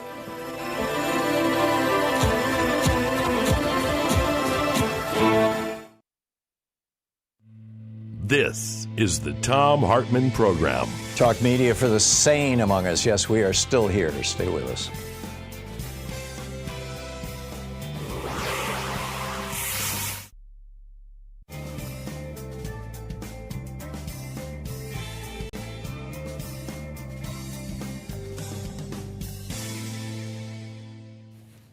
And welcome back. And let's see here. Jan in Etna Green, Indiana. Hey, Jan, what's on your mind today? Hi, Tom. Well, first of all, I want to go back a little bit. It won't take but a jiffy. I want to thank you from the bottom of my heart for, about a month ago, you had told people to keep their kitties inside. As the neighborhood crazy cat lady, that meant a great deal to me. Second thing, I have saw you on, or have seen, whichever, on Ali Velsh's program a number of times, and your library is absolutely breathtaking. Well, thank you. That's 50 years of book collecting. I've read every book in that on those shelves. Well, I've got quite a collection, but it pales in comparison to yours. And that's only, by the way, half of them. The other half are in my bedroom and around the corner, and the rest of in the guest room. And yeah. So anyway, back to you, Jan. Okay. Getting to the reason I called was I am currently enrolled in a Anthem Blue Cross Blue Shield health program. I'm not poor enough to qualify for Medicaid, so I fall in this category of LIS, Low Income Subsidy. Mm-hmm. And this Low Income Subsidy, I get $170 every quarter to go to a participating store where I can buy eye drops, vitamins. Yeah. Are you over 65, Jan? Is this Medicare Advantage or is this something else? I'm 74, and I think it's Medicare Advantage. Yeah, so it is. And, whatever you need over the counter. Mm-hmm. So, and I would get $150 every quarter that I could use toward groceries or utilities. Right. And I chose utilities because electricity is just god-awful expensive.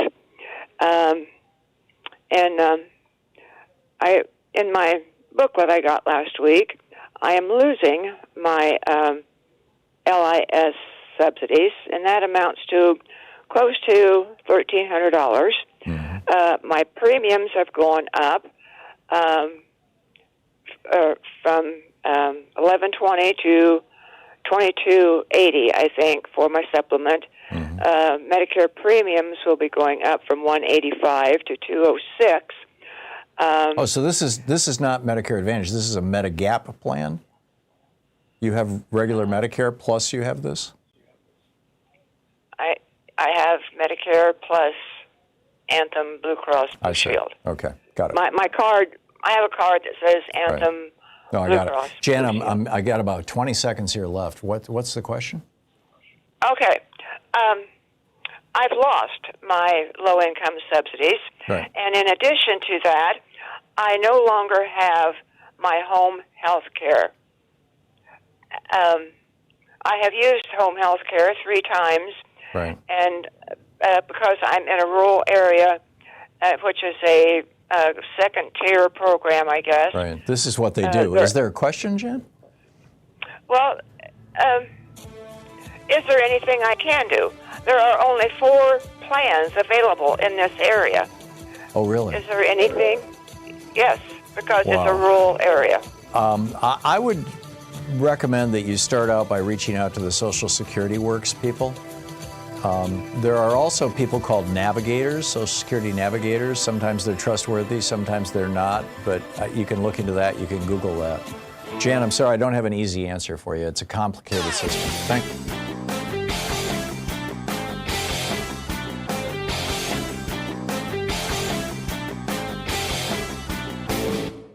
Change starts with you. You can be calling your Democratic or Republican representatives to let them know what you think by calling 202-224-3121. It's the Capitol switchboard. It'll get you right through to them.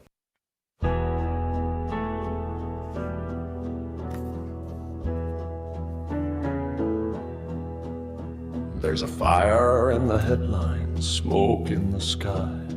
Dreams are collapsing, and nobody asks why. The rich raise their glasses, the poor raise the rent, and the truth gets buried with the money they spent. They sold off the factories, gutted the towns, called it freedom while they burned it all down. Tariffs and threats like a madman's parade, and the workers just watch while their futures decay. We're standing on the brink of disaster.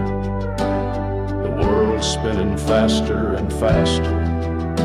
If we don't rise now, we may lose it all. To greed, to war, to a tyrant's call. Oh, the soul of the nation is under attack. If we fall asleep, we may never come back. 23 minutes past. They shout about the music that Louise writes and that or puts together and that I play on this program is country music.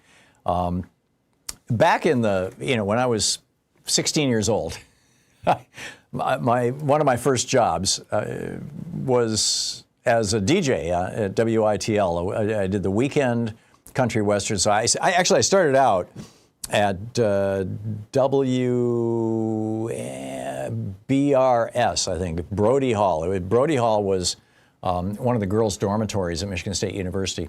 And they had, most of the dorms had their own radio stations. And there was an opening at the Brody Hall one, and so I got a gig there. This was the summer of '67 when I was 16. And made it, played DJ there for a couple of months, made a tape, took the tape to all the radio stations in town and got a weekend job at WITL. I was living in East Lansing. I had a little apartment, or a little room actually, that I rented across the street from the campus on Grand River Avenue. And it was a country western station. And I always thought I hated country music. I was a solid, I had hair down on my shoulders. I was a hardcore hippie rock music, give me Jefferson Airplane, right? But I discovered, being a DJ, a country western DJ, that there's some really good music out there. And one of the reasons why much of the music that we play, that Louise creates, is kind of falls into that category, is because so much of country music is ballads. And so, it's storytelling. And so if you're writing a poem, if you're writing a song and you want the story to be told, you don't want to do it with, crashing heavy metal behind you and nobody can make out the words. You do it as a ballad, and that more often than not sounds like country. Well, there's this new country artist, or maybe he's been around for a while. I'm not familiar with him because I don't much follow music these days, other than that stuff that Louise does. Named Zach Bryan. And he just came out with a song that has the Republicans all hysterical. Now, he has been kind of, he's written songs on the right and he's written songs on the left. And this particular song has got a line in it, and ICE is going to come bust down your door, try to build a house no one builds no more. Well, I got a telephone, the kids are all scared and all alone. Yeah. And the Republicans are hysterical. They're going, oh no, country music is ours. Well, tell that to the Dixie Chicks, right? Now the Chicks. Tell that to Willie Nelson. Willie Nelson, in his autobiography, Roll Me Up and Smoke You When I'm Dead, in his autobiography, he tells the story of driving down the road on, going from one gig to another in his bus, smoking a joint and listening to Thom Hartmann on Sirius XM on the Progress Channel. It's one of the high points of my life. I'm in Willie Nelson's book. I'm in Gore Vidal's book, too, but Willie Nelson was even bigger for me. Gore Vidal said, Hartmann has solved the Kennedy case. I thought, whoa, that's pretty good, because he knew Kennedy. But Willie Nelson. So anyhow, and then you got Johnny Cash. I never met Johnny Cash, and he never wrote anything about me, but what a brilliant artist. I loved Johnny Cash. And so now Kristi Noem has to weigh in, right? The puppy killer. She's like, Zach Bryan's song is disrespectful. Right. So he writes on Instagram, he says, this song is about how much I love my country and everyone in it more than anything. We need to find our way back. Amen. Zach Bryan, good on you. All righty, what's on your mind? I'll pick up your calls on the other side of the break. Stick around, 27 minutes past the hour here on the Thom Hartmann program, the place where smart people get their news. We'll be right back. You're listening to the Thom Hartmann program. Call 202-808-9925. It's the place where despair is not an option. Stay with us.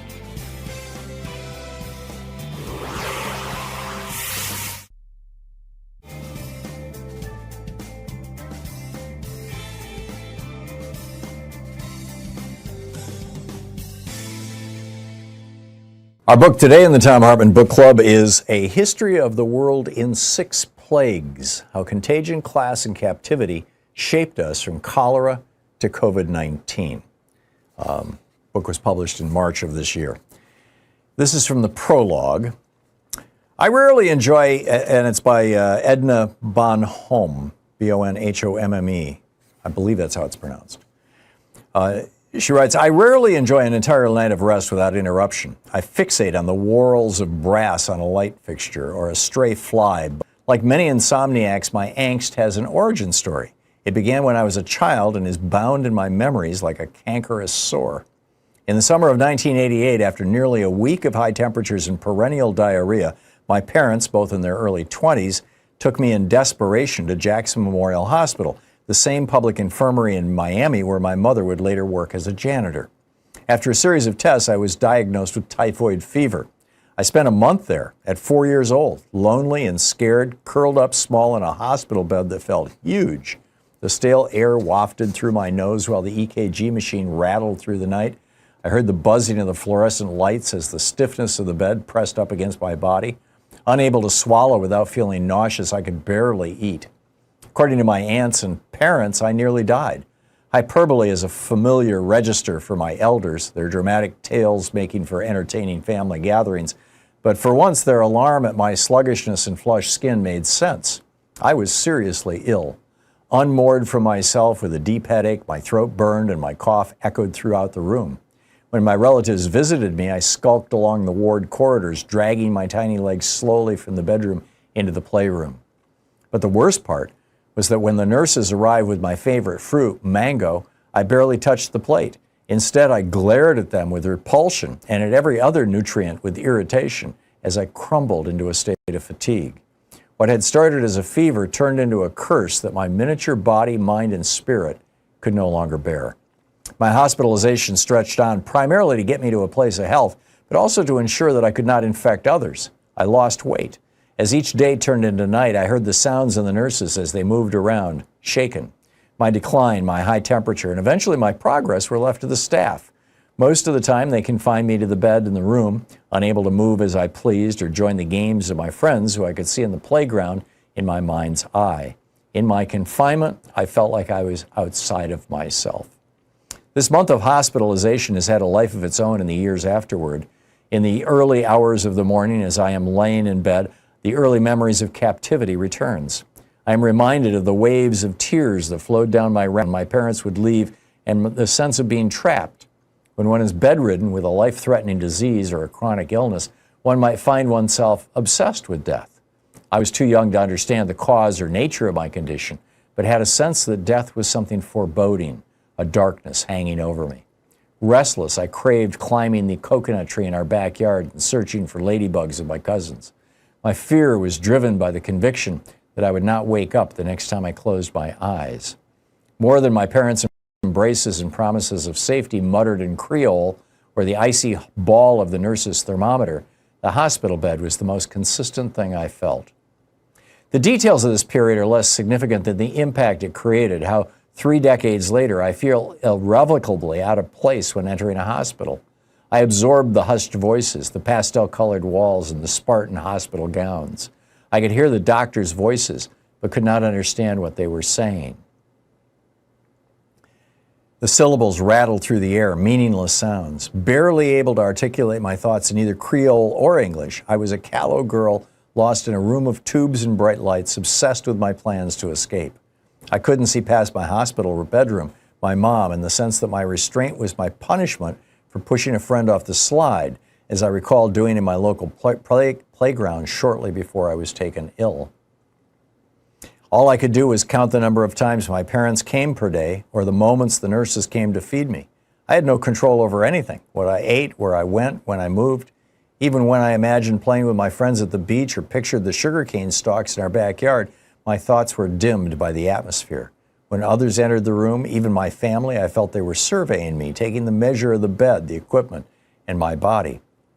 Now I find that a bed, even when lying next to a friend or lover, is also a place of unease.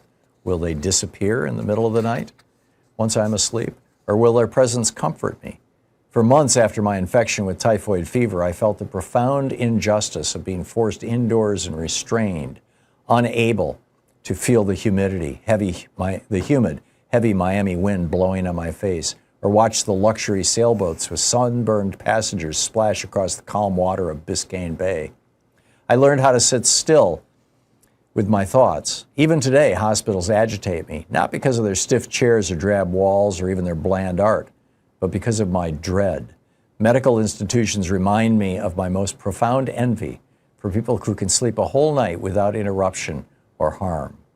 In the late 19th century, typhoid fever was one of the most prevalent diseases in America. When Mary Mallon, popularly known as Typhoid Mary, was identified as the asymptomatic carrier of the disease, physicians believed she had infected families in New York City for whom she cooked. The book is A History of the World in 6 Plagues.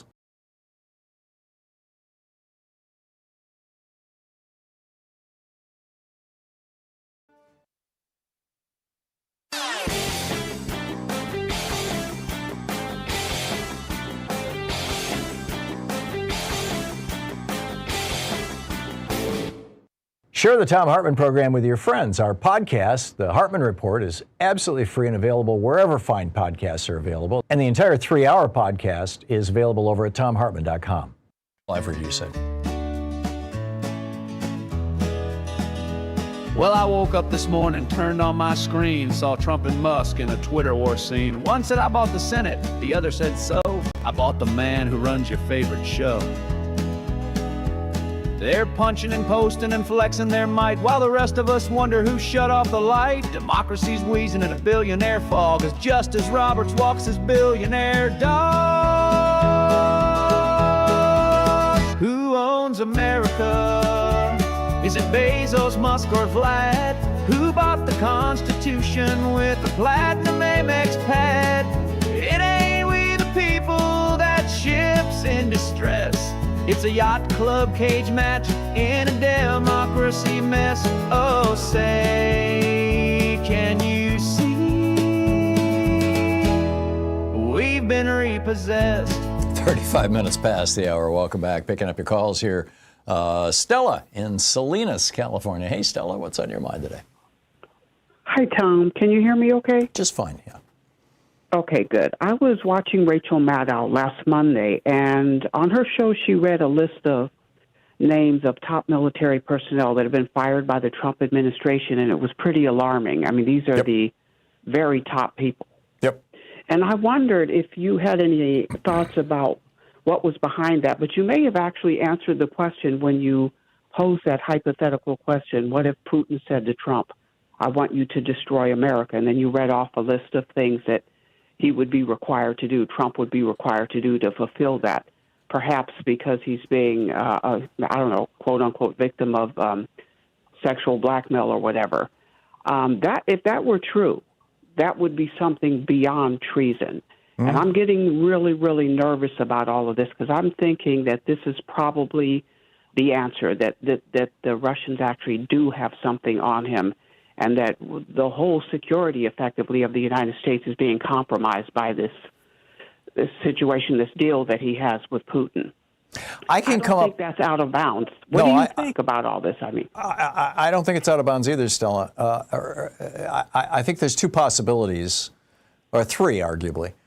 One possibility is the one that most people seem to go with, which is that right-wing billionaires don't want to pay their damn taxes and they don't want the government, telling them how to run their businesses. And so, they will support a politician who wants to gut the government, not realizing that in the long run it's going to destroy their own wealth. It'll just, destroy America. That's one possibility. Another possibility is that Donald Trump grew up so twisted by his father's psychopathy and his mother's distance, his mother's coldness toward him. I mean, she left the country every summer when he came home from military school, so she didn't have to deal with him. She went back to Scotland, where she was born, and where she had immigrated from. That he's filled with hate, and he hates America. He hates Americans. Unless you bow down and kiss his feet and tell him how wonderful he is constantly and make him feel loved and adored, he hates you and he wants to harm you. And that's most of us. And so he's taking a meat axe to America. And he doesn't care because he's a billionaire and he can, he got his damn COVID shot last week, right? He got a flu shot and a COVID shot. And then he's got this guy, this heroin addict running the CDC telling us all not to get shots. I guess unless they're heroin. So that's a possibility. And then the third possibility, of course, is that Putin told him to. Or that it wasn't just Putin, that it was Putin and Xi and, Mohammed Bonesaw. I mean, there's a little coalition of these autocrats who are all buddies with Trump. And they just all got together and said, hey, America's too big for its britches. Let's just take it down a notch. I mean, I don't see anything other than those three possibilities. Maybe there's others. What say you, Stella? Okay, yeah, I'm thinking it's number three, and I think I keep hearing this too much from people that I admire and kind of, see as being credible, that there is some kind of secretive dossier or something that Putin has on Trump that he's holding over his head. There's something about that. If you think about the irresponsibility of Trump and how he interacts with women and that whole thing, he seems like a prime target for that kind of blackmail. Yep. I just find it believable. I do too, and I think it goes back to the 80s, frankly. I think he's been being blackmailed since the 80s, and probably because of his association with Jeffrey Epstein. But and I think that's why he's got Pam Bondi and Kash Patel and Dan Bongino. Haven't heard from Dan in quite a while, my old buddy. I mean, Dan used to be on my program every single week for better part of 2 years, I think. We would constantly debate. And Dan's a decent man. And he has nobody's been hearing from him at all. And he's the guy who went he's the number 2 at the FBI who went in saying he wants the Epstein files to be released. But basically, you've got all these people engaging in this obvious massive cover-up. They're not even trying to pretend that they're not. I mean, Pam Bondi before Congress last week, no, I'm just not going to answer your question. It's crazy. Stella, I got to move along, but thank you for the call. Great question. Thank you. Denise in Calumet, Michigan. Hey, Denise, what's up? Hi, Tom. I want to say one quick thing about a previous caller's question before I ask my question. Anything Anthem Blue is Advantage program. Anything Anthem Blue. Okay. Okay. So now this woman she's on Medicare Advantage then. Okay, thank you for that. Yeah. Is our military powerful enough if all the generals that they did that little show to, Heggs, whatever his name is? Yeah, Whiskey Pete. And, yep. Is our military strong enough to overcome all the people that he has recruited $50,000 of ICE? You mean might the military end up in a confrontation with ICE at some point? Like maybe that might be our last hope? Yeah, you know, it didn't work out that way in Germany. It did sort of work out that way in South Korea. And I believe that there have been a couple of other places where the military brought back democracy. I right off the top of my head, I don't recall which ones they are. But I'm skeptical, Denise. I wouldn't make any bets or make any plans based on the assumption that our military is going to save us. I mean, keep in mind, Donald Trump has decapitated the senior leadership of the military. I know. And so. What about our allies? Do you think they would come to help us if this gets no? Okay. No, because we've got nuclear I mean, weapons. I think we've already jumped over the cliff, and I'm just like thinking too much. No, I get it, and I think we have too. You know, we've gone. I mean, you know, we've got armed, masked, secret police in the streets, physically beating American citizens, taking naked American children out in the cold, with zip tied together. They've killed one guy so far, and they shot another, just in Chicago. You know, this is the proverbial Rubicon. You know, the Rubicon was a river, bordering Rome that the army was forbidden to cross because they never wanted Rome to be under military control. And it was sort of it's kind of the same thinking that the founders had when they wrote the Constitution in Article 1, Section 7. It says that the military cannot be funded for more than 2 years, because they were worried about a standing army. And Caesar came along and he crossed the Rubicon, and that was the end of the Roman Republic. That was the militarization of Rome. And Donald Trump is doing the same thing with ICE right now. And this is Project 2025 on full throttle. Yep.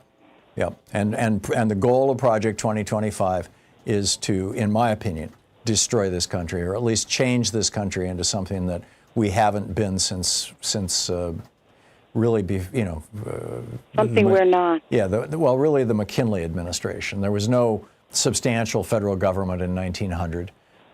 The average American income was $4,300 a year. America was filled with very, very poor people. A little more than a third of us lived on farms and were relatively self-sufficient, but the cities were filled with deep, deep poverty. Wages sucked. Women had no rights at all. Racial minorities had no rights. Even Catholics were a persecuted minority. I mean, that's with the exception of going after Catholics, that's the world that these guys want to take us back to. Debbie, thank you for the call. Bill in Clifton, New Jersey. Hey, Bill, what's on your mind today? Yeah, hi. So you were just mentioning about Rome, and I had called in a few weeks ago to talk about the fact that the first filibuster by Cato the Elder was held because he was against allowing Caesar to cross the Rubicon. And you might have been the guy who informed me of that, Bill. Although I think I read about it in one of the Substack newsletters a couple of weeks ago too. Oh, okay. I guess Qatar has its own private Idaho now. Yeah. And but I was calling about not too many people are aware of that Trump's grandfather was deported from Bavaria. That's right, because he refused to serve in the military. Right. He left. Not only did he not serve in the military, he was supposed to take his name off a registry in the city or something. And they deported him. And if you go to Snopes.com, you can see all of it. And all the letters, a lot of it was in the news because he was wealthy. Mm-hmm. But he married and then got kicked out of the country. And he ended up in United States again. By the way, he came over here and started a whorehouse. Well, I think that's before he went to Bavaria. He was running whorehouses and selling whiskey to gold miners out in California. Yeah. But anyway, so Trump's. Oh, and by the way, Trump's grandfather his grandmother became pregnant while they were on their trip back, so he was sort of like an anchor baby, I guess. Fred Trump? But Donald's father? Well, if you would call it in those days, yeah. Because he was pregnant for that. But excuse me. But few people know about it, and I think it should be brought up that his grandfather was deported himself. Yeah. And in disgrace For being a draft dodger. Yeah, I'm waiting for a whole bunch of military guys to call in sick with bone spurs. It's like right there you go. Yeah, it's incredible. Bill, thanks a lot for the call. Or maybe the air traffic controllers will suddenly develop bone spurs. What do you think? I mean, By the way, the Air Traffic Controllers Union is pushing back. They're saying Robert Reich was wrong, that they didn't stop the last shutdown. I don't know. We'll see. 46 minutes past the hour. You're listening to Thom Hartmann. Visit ThomHartmann.com for audio and video archives. Fair and only slightly unbalanced. I'll be right back with more of your calls. Stay with us.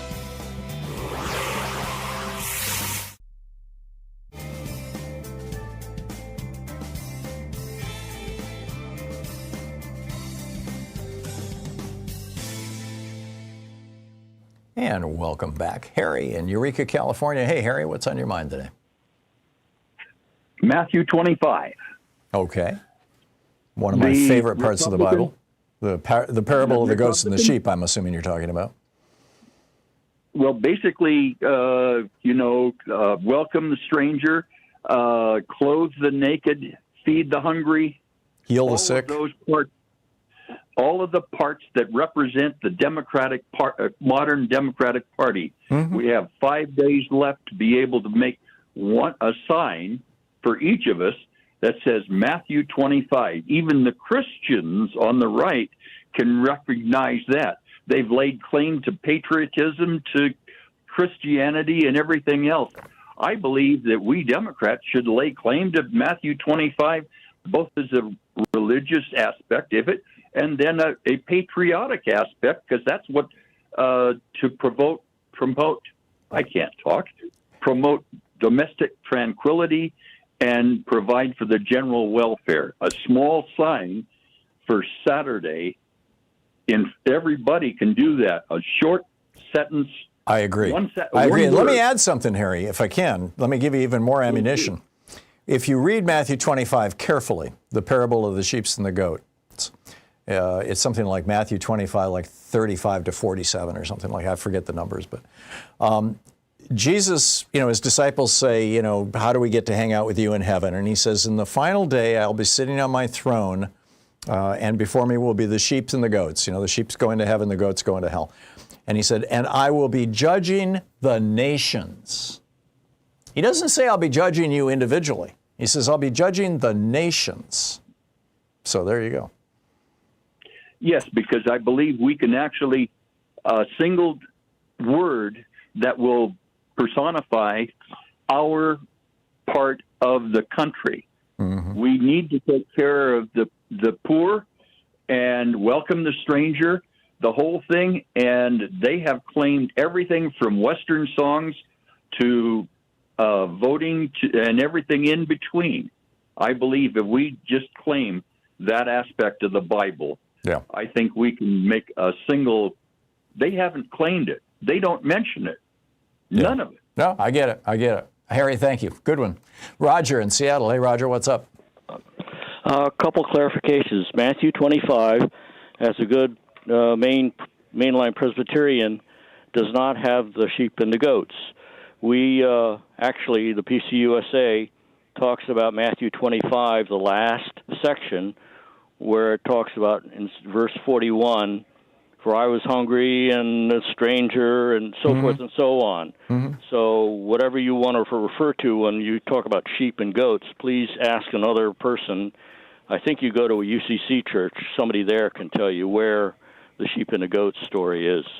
To clarify the Indigenous Peoples Day, that from my colleagues in the Catholic Church came from the 14th century. Yeah, the sheep and the goats is Matthew 25, 31 to 46. It is. I have Judgment of the Gentiles. Okay, maybe it is. All the nations will be gathered before him, and he will separate them into the sheep. Okay. He will put the sheep on his right and the goats on his left. I'm looking at it right now. Yeah, but I'm talking about the last part is what most Protestant Christians. Okay. And the problem with the fundamentalists and the Trumpites is that they do what is called proof texting. Yeah. Immigrants. I want to say love is optional. And yeah.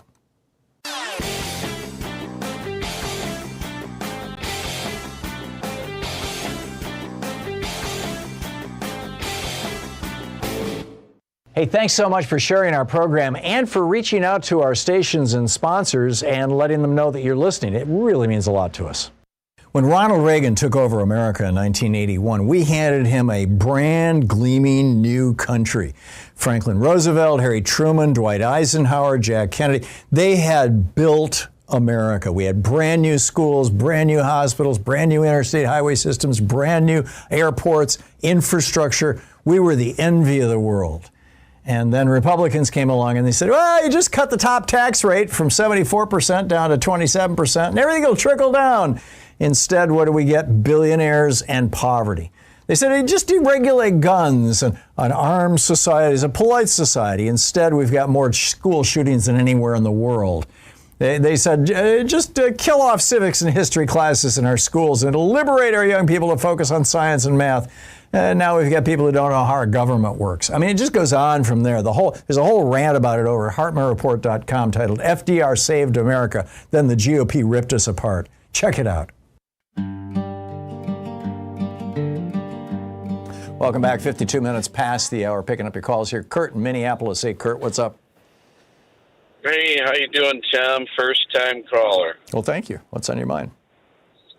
Yeah, so I'm just scrolling through the channels today because, I just in sales, so I drive around, and then I had to stop, and I'm like, I had to call in.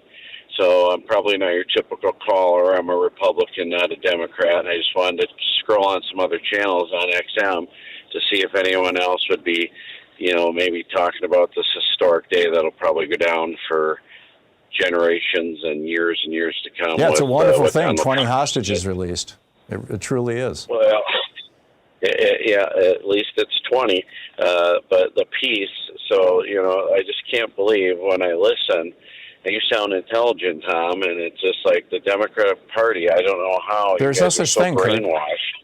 There's literally no such thing as a Democrat Party. Back in 1956, Joe McCarthy said, Democratic Party sounds too nice. It sounds democratic. Don't ever call it the Democratic Party. Always call it the Democrat Party with an emphasis on the rat. So whenever you hear that, Kurt, you know that you're listening to somebody who's actually lying about the Democratic Party. Well, that's about the biggest truth you said so far. Other than that, Trump is actually all about peace. And I just can't comprehend. I don't know what town you're in, but listening, I caught a little bit of, I've been only listening for 20, 25 minutes, and I'm curious to keep listening and for future episodes, but I just can't comprehend how Trump is actually trying to do good and save people from, let's say Chicago to Portland, to bring in the National Guard and protect just innocent people. I don't see how the Democrats, or whatever you want to call yourself, socialists, you're the party of... Well, Kurt, let me tell you, I live here in Portland. And, I don't know what you're talking about. I mean, you got a bunch of people in costumes of unicorns and turtles down there across from the ice building, and they're having a dance party.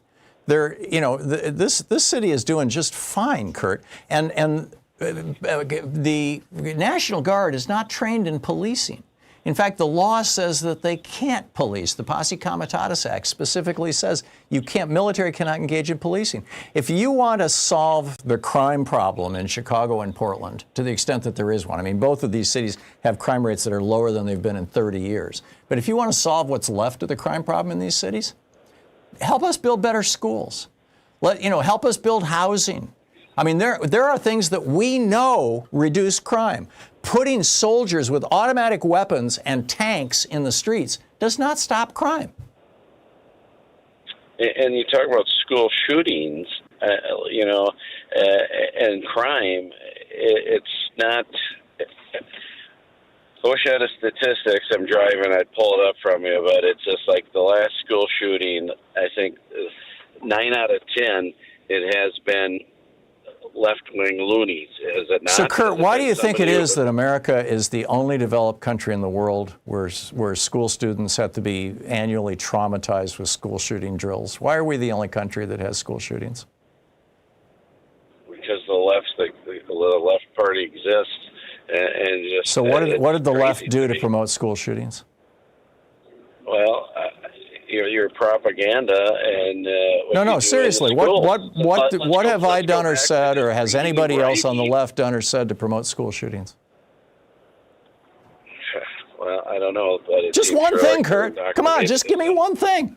I'll try to do something about it. It seems to me like we've got too many guns. But if you've got we've got more guns than people. We're the only country in the world where we have more guns than people. The guns? It's not Republicans. We have guns, but we're using them for the right reasons. We're not using them to kill people. And as you say about Portland, I guess the media is just lying that it's all ferries. If you're watching Fox, yeah, they're playing clips from 5 years ago. Yes, there was a 3-block area here in Portland that was on fire 5 years ago. Hasn't been for 5 years, and it still isn't now. Kurt, thank you for the call. I'm sorry I'm out of time, but I look forward to future conversations. Give me a call again. You're listening to Thom Hartmann.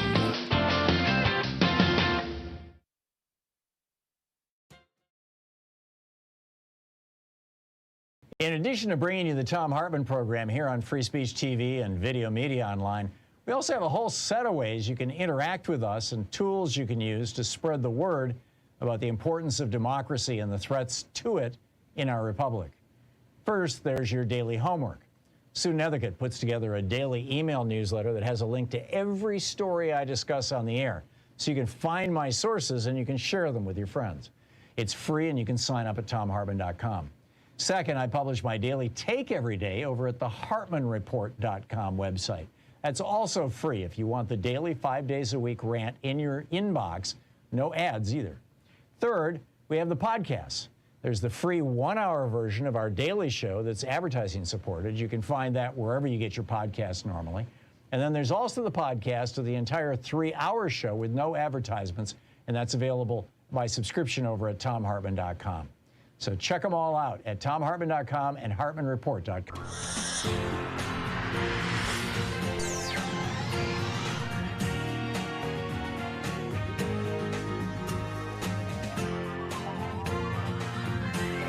We say fight back!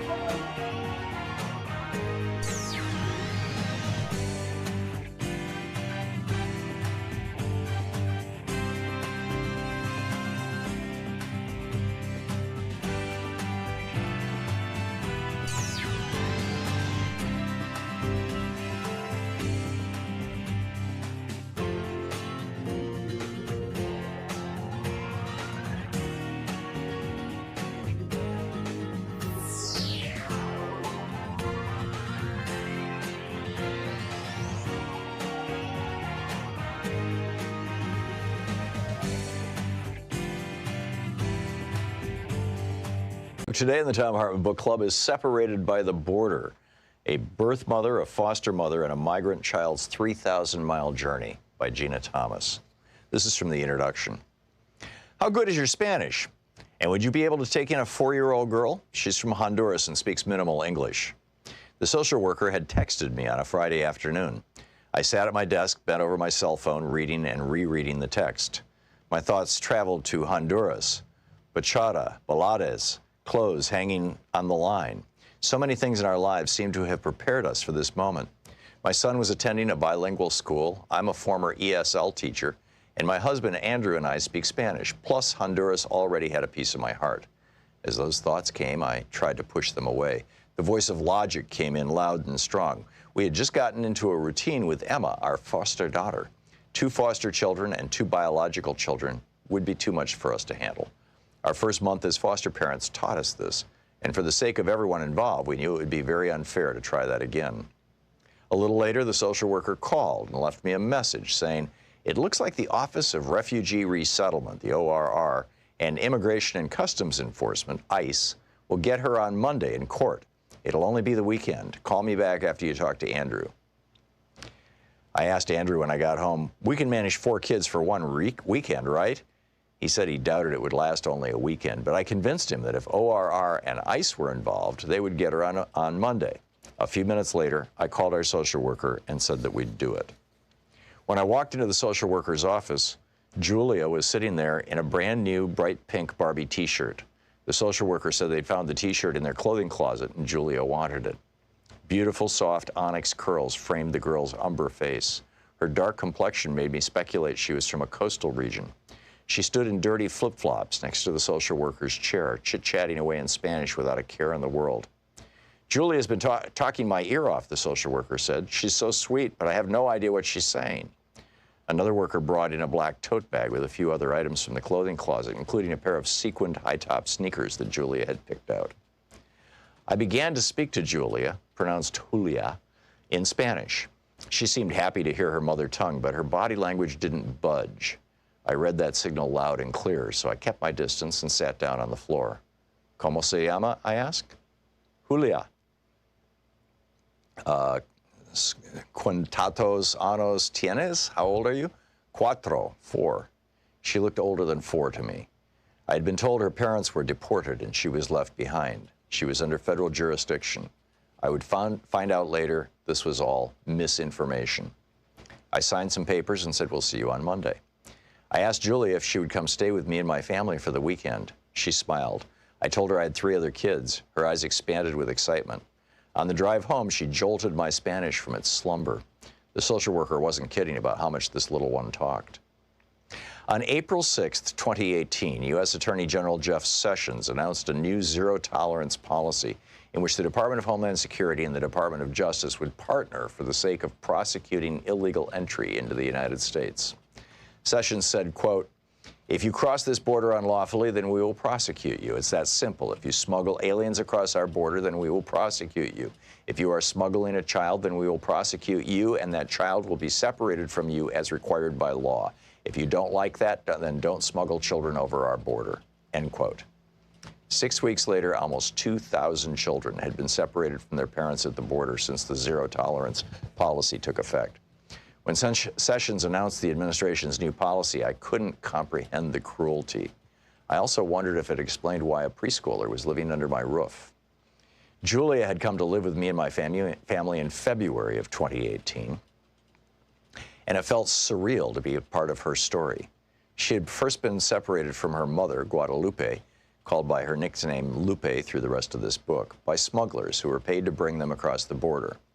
Julia had then been separated from her stepfather, Carlos, by U.S. Customs and Border Protection, likely because what was recognized by the Honduran government as stepfather was not recognized by the U.S. government as the same, a detail I didn't understand until an immigration expert read the first draft of this book and explained it.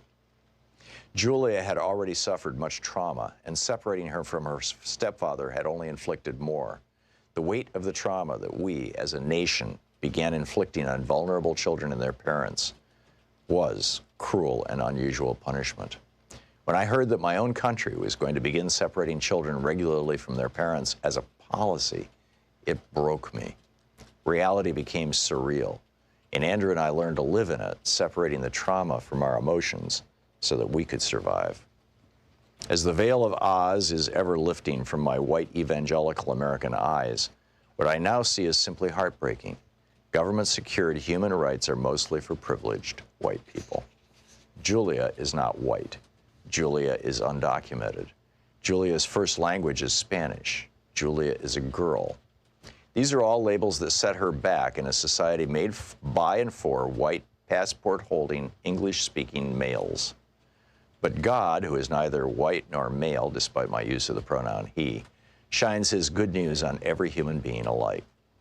The book is Separated by the Border by Gina Thomas.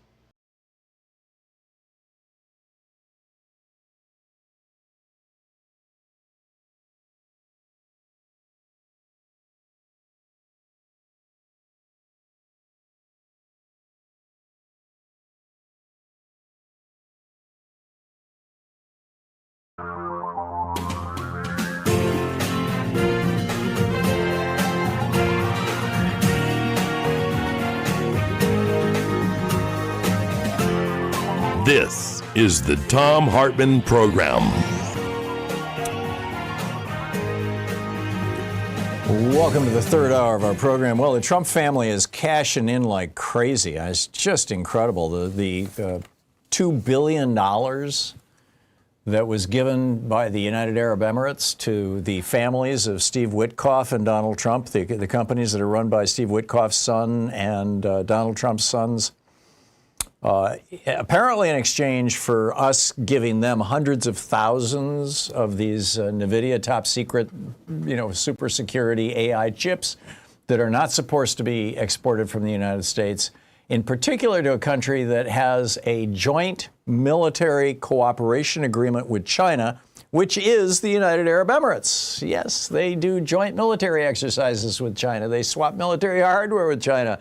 But hey, you give $2 billion to the Trump family, you're golden. Yeah. Meanwhile, something weird happened last week. Remember when China put their export restrictions? I'm trying to remember the exact phrase, and forgive me, I don't have it, but I believe it was a form of export restriction that, in fact, I don't believe that all the details are out yet, but they basically said that they're going to limit the export of rare earth minerals. China is the world's largest producer of rare earth minerals. They don't have an exclusive on it. But after the South African immigrant Elon Musk, who hated the Agency for International Development, the USAID, because by cutting off aid to South Africa back in the 80s, basically the USAID was responsible for the fall of the apartheid regime. And Musk apparently has hated them ever since, at least according to the reports I've read. And so he did away with it. And this was aid to some 50 some odd African and other very poor countries that was supporting the lives of millions and millions of people. And so China came in and said, we'll give you aid. And several of these countries have rare earth minerals. So there's that. But anyhow, so China says, we're going to restrict the sale of rare earth minerals. And right after they did that, an anonymous crypto wallet transferred $1 billion into stablecoins. Now, stablecoins are crypto coins that are pegged to the dollar. So, if cryptocurrency goes wild in terms of getting more or less expensive, like Bitcoin, is hundreds of thousands of dollars per Bitcoin now. So if it rises or falls, stablecoins don't. So if you want to make a bet in crypto, you do stablecoins if you think that other crypto coins are going to fall. And that's exactly what they did. They put $1 billion into stablecoins and then started placing buy orders, $100 million worth of buy orders on Bitcoin, Ethereum, and multiple other altcoins. At the same moment, the market just collapsed. I mean, billions were wiped out. Bitcoin dropped by $20,000. Altcoins were down from 60 to 70%. And this was not random. This was orchestrated. This was coordinated. This was market manipulation. That one anonymous Bitcoin wallet that appears to have inside information that Donald Trump was going to come out and say, I'm going to put a 100% tariff on China, because he said that, and within seconds of his saying that, the Bitcoin market just went nuts, as did the stock market. But with Bitcoin, there's no agency that tracks who's trading what. You have no idea who this was. Could have been Don Jr., or it could have been just some psychic someplace who knew what Trump was going to say. I mean, who knows? But whoever it was, they made a $200 million profit in about 6 hours. Now, how do they know to move $1 billion into stablecoins? This is what corruption looks like. Somebody had inside information, or somebody just placed an insanely good bet. Oh, we know this is, I'm not buying that. Meanwhile, the federal government is sitting on $1.6 trillion in student debt. Now, those of you who have been longtime listeners to this program know that I think this is an obscenity, that we even have student debt in the United States. I mean, from the Civil War forward, we basically didn't. Abraham Lincoln, with the Morrill Act, allocated federal land. As I recall, it was 72 sites. I may be wrong. Fact check me on that, but it was in that neighborhood. More than 60, fewer than 80. Pieces of federal land, and gave them to the states with the explicit instruction to use this land to fund colleges so that American students can go to college for very, very cheap or for free. One of those colleges was the college that my mother graduated from, Michigan State University. She graduated magna cum laude, or laude. And she paid for her tuition. Now, this was in the 1940s. She paid for her tuition working as a lifeguard in her hometown of Charlevoix, Michigan, on Lake Michigan, in the summers, and propping and washing airplanes at the Lansing airport. She was also a pilot. And you could do that back then. I mean, you could go to college with a part-time job. In fact, in 1968, I went to college with a part-time job. I didn't graduate from college like my mom did, but, I worked as a dishwasher at Bob's Big Boy, and I was a DJ at WITL, and I pumped gas at an Esso station. So then the Reagan administration came along and said, this is crazy. We got some banker friends who want to make some serious money here. And we can do it with student debt. Now, when Reagan came into office, 80% of the cost of college tuition was paid for by state and federal governments. Or in the case of like Michigan State University, University of Michigan, these other, land grant colleges, they were called, the ones that Lincoln funded, they had their own, their own revenue sources. So it used to be your tuition covered about 20% of the cost of college. Now, as a result of Reaganism, 44 years of Reaganism, tuition now covers 80% of the cost of college, and state and federal grants, by and large, only cover about 20%. So it's been reversed. And this was the great, Republican idea. And the way that Republicans justify this is they say, well, if you don't go into debt, if you don't have skin in the game, you don't value your education, which is complete horse crap. My dad, when he got out, he straight out of high school, he volunteered for World War II in 1945. And when he got out of the Army in 47, there was the GI Bill. And he went to college for 2.5 years on the GI Bill until Mom got pregnant with me and I got born, and Dad had to drop out of college and go to work in a steel plant in Grand Rapids, Michigan. And he was paid $100 a month to go to school. The GI Bill gave you a stipend to help cover room and board and your books, and tuition was free. And multiple hundreds of thousands, mostly of young men, went through. My wife's father, Bob Gussie, also, he went all the way through. He got his law degree on the GI Bill, didn't pay a penny, and became the Assistant Attorney General for the state of Michigan. And what we know now, from looking back on the GI Bill from 1947 until 1965 when the program ended, is that for every dollar that we invested in sending one of these young people to college, we as a country made an additional $7 in tax revenue that we wouldn't have gotten because these people had an education that caused them to earn more money than they would have otherwise earned, and they therefore paid more in taxes. We also got a generation in the 60s, 70s, 80s. We got a generation of doctors and lawyers and scientists, and we led the world in all these fields because we had the most educated workforce in the world at the time because of the GI Bill. And then the Republicans came along and said, this is crazy. Why should billionaires' tax dollars pay for, the children of poor people to go to college? So it's always been about the money. And it's always been about the banksters. And the banksters are sitting on about $1 trillion worth of student loan right now, but the federal government is sitting on $1.6 trillion in student loans. And the banksters have been salivating over this. And they've been leaning on the GOP for years, saying, hey, just give us those student loans. After all, you guys passed this law back in 2005 that said that you can no longer use bankruptcy to get rid of a student loan. So these are guaranteed, this is guaranteed money. And we can charge 6, 7, 8, 9, 10%. We can charge whatever we want. And now the Trump administration is planning, according to news reports, this is from The Guardian, officials in the Trump administration are reportedly weighing the possibility of selling portions of the federal government's $1.6 trillion student loan portfolio to private investors, reshaping the student loan landscape. It's 45 million Americans.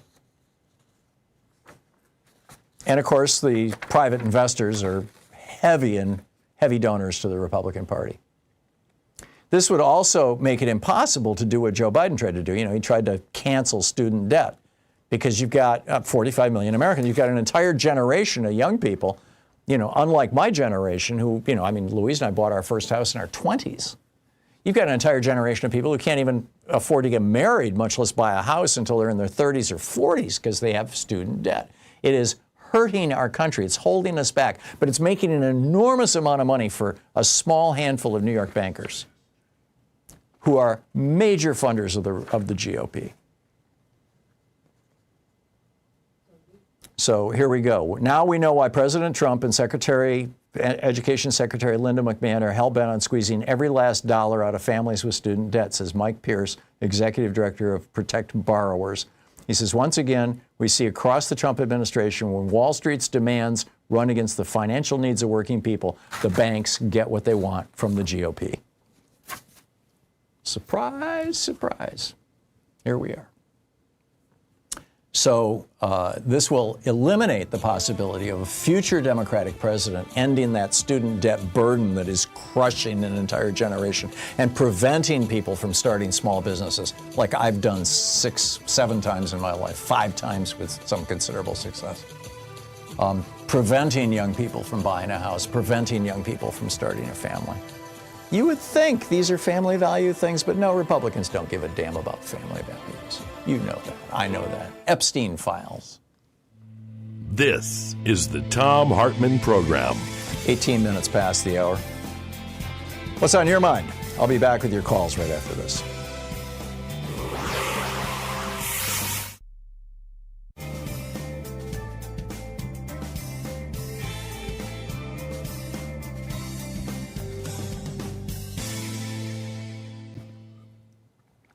Welcome back.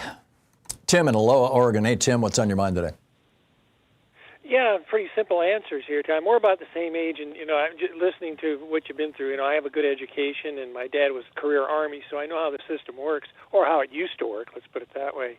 But, you know, when you got Hamas and Comey and ICE and Ukraine and the economy, all the Trump administration is doing in the higher echelon Republicans, they're trying to create a gap between what's happening now with the Epstein case and beyond. You know, you got Thanksgiving and Halloween and Christmas and New Year. All they want this to go away so they can extend it enough time down the road. That's what they're doing, and a lot of people are going to fall for that. I've had enough. That routine, you know, they're trying to put food on the table and pay their bills, and the big picture doesn't mean much to them, you know. Mm-hmm. It's really a scary situation. We need a pragmatic, scientific, agnostic approach to the world's problems. As simple as that, you know. And the fact that that guy can go over to the Mideast, all it is an ego trip. You know, is basically what it is. It has nothing to do with the Well, you know who? Think back, Tim. Who was the first? Who were the first group of people to loudly stand up and demand that the bombing in Gaza stop and that peace come to the Middle East? Who was it? It was students on campus. And what did the Trump administration do to those people? Isn't that something? You know. And now Trump is taking credit for something that young people started. Absolutely. We've taken credit for almost everything that he didn't do, you know. But when you're in that kind of economic, political, and legal power, it's almost what you can do is unheard of. You see, that's the situation we're in. And the average guy on the street has no control over that. And as long as you have a Jim Crow generational base predominantly through the Midwest, the Southwest, and the South, it's going to stick with this guy. You know, that old Epstein thing, boys will be boys, that routine. We've had enough of this, let's move on. Yeah. And that's all they're trying to do. And as long as they can keep that stuff off the major networks for any length of time, it's going to work to their advantage. It's as simple as that. Yep. Every distraction is welcome. Tim, thank you. Spot on. Well said. Yeah. Nola in Inglewood, California. Hey, Nola, what's on your mind today? Hi, Tom. Near the beginning of the show, you were asking, what did the Epstein files have on Trump? What could it be? Him having sex with underage girls. So I'm thinking, what if the big reveal is Epstein had footage of Trump having underage sex with underage boys? Because there's many men who experiment with having sex with other men, but don't think of themselves as homosexual. Yeah, it's a common thing in some Arab societies, to use young boys. In fact, it goes back to ancient Greece. But I doubt that Donald Trump would have done that. He's pretty solidly heterosexual, I think. Okay. And homophobic. The world is full of gays who are homophobic. Well, yeah, Roy Cohn, case in point, J. Edgar Hoover.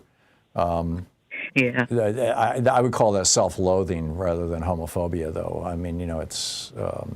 It's really kind of sad and tragic, but yeah, interesting. Yeah. Interesting. Well, have a good day. Thank you, Nola. Nice to hear from you. And, hopefully one of these days we'll find out, eh? We'll be right back with more of your calls in just a minute. It's 22 minutes past the hour. Back with you in 60 seconds.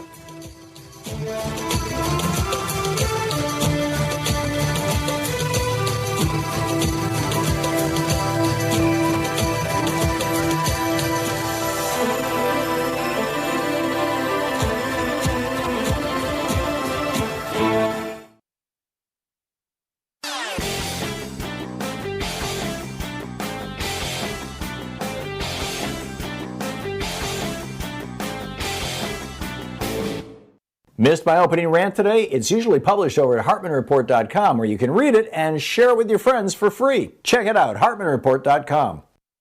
People in the Rust Belt states know all about tariffs. They know that tariffs kept jobs in the Rust Belt states for centuries, literally, that America was built on tariffs. It's one of the reasons Donald Trump got elected in 2016 was because he talked about tariffs.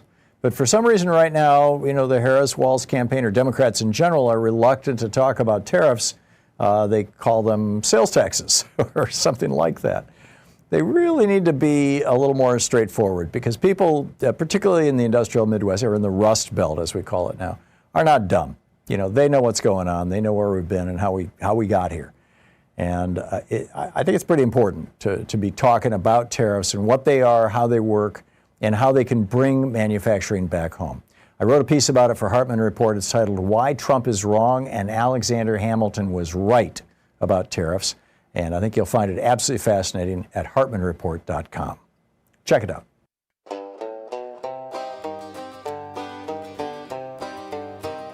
Orwell's warning, straight from the page. They're twisting the future, rewriting the age. History's burning, truth's under ban. Welcome, my friends, to Magistan. 24 minutes past the hour. Welcome back, picking up your calls here. AJ in La Mesa, California. Hey, AJ, what's up? Hello, Tom. How are things in the bunker? Here in war-torn Portland. Yeah. Yes. We had the naked bike ride yesterday. I didn't get out for it, though. It was cold and rainy, and I'm not a big fan of naked bike rides, participating in them anyway. I listened to the coverage from your local public station. And by the way, I just wanted to kudos to you on your conversation with Ian Masters on Background Briefing, which I caught over the weekend. Well, thank you. Yeah, Ian's a good guy. Agreed. What I wanted to bring up is, with the decimation of our health care system by the Tangerine Caligula and its minions, from Kennedy and Oz to Vote, in particular, our public health system writ large, I would posit that with all the blather about, quote, national security, close quote, from the right wing, the bottom line is that a healthy citizenry is the sine qua non of the nation's security. Yeah. Yeah. Well, I think that was basically FDR's sales pitch for the New Deal. Yes, exactly. And that dovetails with the extraordinary cutbacks, if not outright eliminations, of countless areas of research into new drugs and protocols, especially in light of a new report that just came out within the last several days of the sharp rise worldwide of what are called, quote, nightmare bacteria, close quote, including here in the U.S. Two articles for listeners to look up. USA Today from 12 October. It was Sunday. It was actually posted Saturday night, revised yesterday. Drug-resistant nightmare bacterial infections are on the rise. CDC warns what to know. 1 in 6 now. Yeah. My niece died of one of these things just last year. I mean, and she was in her 40s, I think, and she got a scratch on her leg, and, it got infected, and they ended up having to cut off her leg, and then it got on her arm, and they cut off her arm, and then she died. I mean, I was there in the hospital where they're through the whole thing. It was just nuts. They went through 6 different antibiotics, and nothing touched it. AJ, I got to run. I'm sorry, but this is, by ripping apart our public health system, Bob Kennedy is making us all vulnerable to what my niece went through. Thanks a lot for the call. You're listening to the Thom Hartmann Program. Call 202-808-9925. It's Talk Media for the rest of us. We'll be right back with your calls on the other side of this break here at the bottom of the hour. Stay tuned.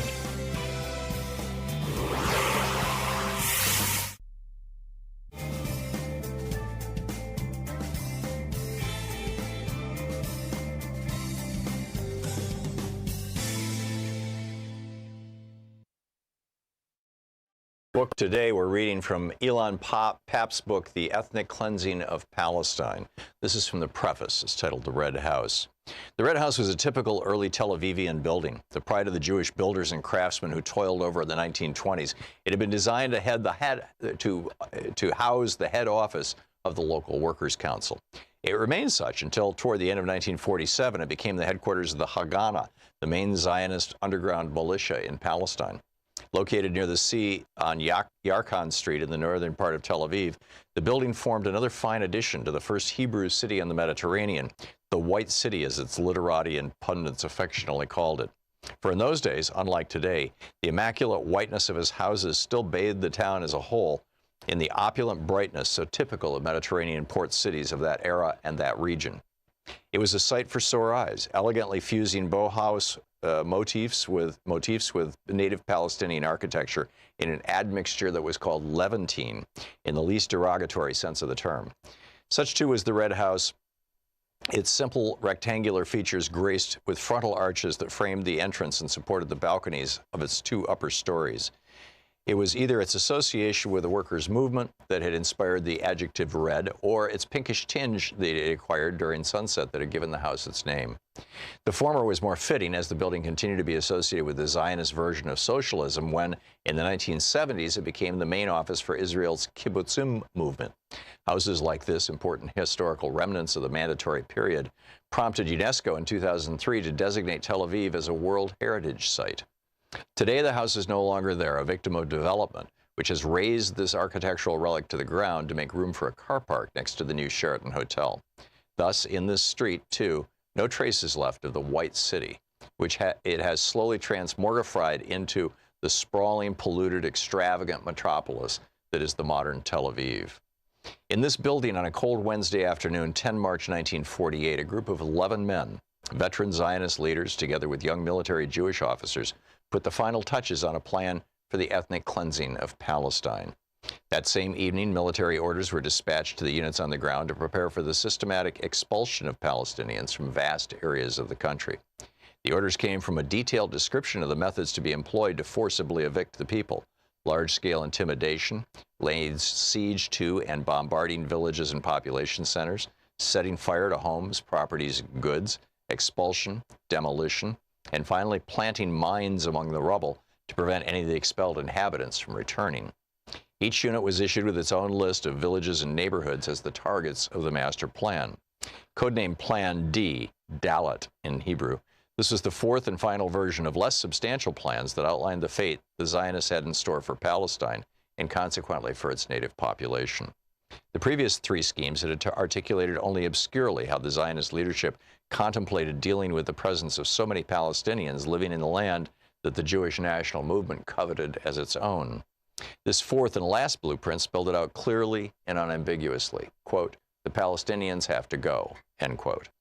In the words of one of the first historians to note the significance of that plan, Simcha Flapan, the military campaign against the Arabs, including the conquest and destruction of the rural areas, was set forth in the Haganah's plan to let. The aim for the plan was in fact the destruction of both the rural and urban areas of Palestine. As the first chapters of this book will attempt to show, this plan was both the inevitable product of the Zionist ideological impulse to have an exclusively Jewish presence in Palestine, and a response to developments on the ground once the British cabinet had decided to end the mandate. Clashes with local Palestinian militias provided the perfect context and pretext for implementing the ideological vision of an ethnically cleansed Palestine. The Zionist policy was first based on retaliation against Palestinian attacks in February of 1947, and it transformed into an initiative to ethnically cleanse the country as a whole in March of 1948. Once the decision was taken, it took 6 months to complete the mission. When it was over, more than half of Palestine's native population, close to 800,000 people, had been uprooted. 531 villages had been destroyed, and 11 urban neighborhoods had been emptied of their inhabitants. The plan decided upon on 10 March 1948, and above all its systematic implementation in the following months, was a clear-cut case of ethnic cleansing operation regarded under international law today as a crime against humanity. After the Holocaust, it has become impossible to conceal large-scale crimes against humanity. Our modern communication-driven world, especially since the upsurge of electronic media, no longer allows human-made catastrophes to remain hidden from the public eye or to be denied.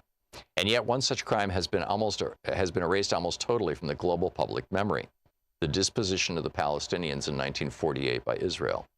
This, the most formative element in the modern history of the land of Palestine, has ever since been systematically denied and is still today not recognized as an historical fact, let alone acknowledged as a crime that needs to be confronted politically as well as morally.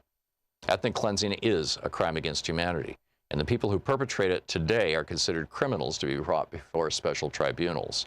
It may be difficult to decide how one ought to refer to or deal with in the legal sphere those who initiated and perpetrated ethnic cleansing in Palestine in 1948, but it's impossible to reconstruct their crimes. Anyhow, it continues the ethnic cleansing of Palestine.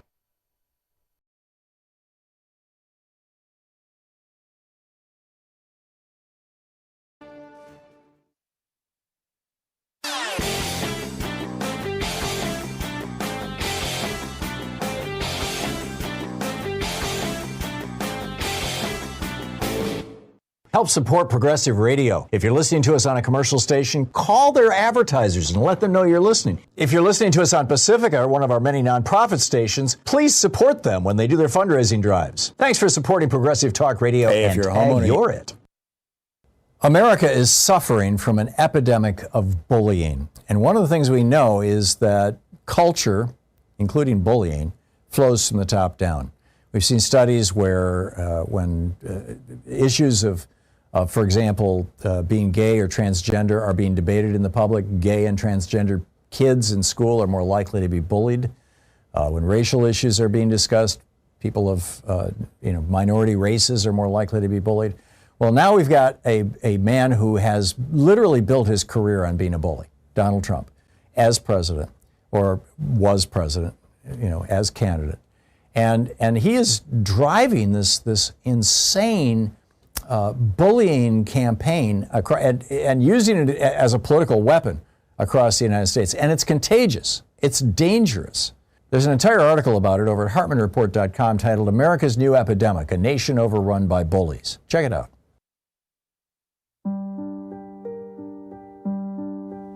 I used to walk these streets unafraid, head held high, no need to explain, but now the boots are back. The whispers too, and they're looking for someone who looks like you. They don't knock, they demand, no room for doubt. In your own hometown, you're a stranger now. They say it's law, they say it's peace, but all I hear is papers, please. Papers, please. 35 minutes past the hour. Welcome back. Picking up your calls here. Terry in Boise, Idaho. Hey, Terry. How you feeling about the Qatari Air Force building a base in your state? Hey, Tom. Yeah, long-time listener, second-time caller. A two-part take, so bear with me. Sure. A 2025 report by World Beyond War reveals that many in the global South have long understood that the U.S. remains the largest world's imperial landlord. And out of the 1,247 rough known military bases, 877 belong to the U.S., scattered across 95 foreign nations. I'm familiar with China, with these statistics. What's the point? Yeah. The point is, meanwhile, in China, they only have one overseas in Djibouti. Russia, 29, all clustered near its own borders. Consider 54,000 U.S. troops stationed across 120 bases in Japan, 27,000 more across 73 bases in South Korea, and new military access agreements in the Philippines, encircling China. Now, here at home, what we see, that same imperial logic creeping into our own backyards. White supremacist Whiskey Pete just announced that the Trump administration is allowing Qatar, a monarchy that thrives on migrant labor exploitation, to build an Air Force base at Mountain Home, just 45 miles from me here in Boise. Wow. And Mountain Home houses the 366. So Terry, where are these guys with the "Don't Tread on Me" flags and the AR-15s? Where are they? They're nowhere to be found. They're hiding in the mountains. They're hiding in their mother's basements, I think. Absolutely. And so we have to remember that it's ordinary black, brown, and white working class folks that are getting none of the benefits and all the risks. You know, our communities are disinvested, while the war economy expands and the empire's borders continue to stretch across the planet. But here at home, our demands are treated as unaffordable and unnecessary. And this isn't just happening in a vacuum. It's part of a single system, the same one that loots Africa and exploits and destabilizes South America, bombs the Middle East, and militarizes poor towns like I get all that, Terry. But the one thing that you've said that I would quarrel with is that we derive no benefit from this. And this is not to defend this system. I am not a fan of an expansionist imperial state on the one hand. On the other hand, had we not essentially become that, you and I might be speaking German right now and goose-stepping.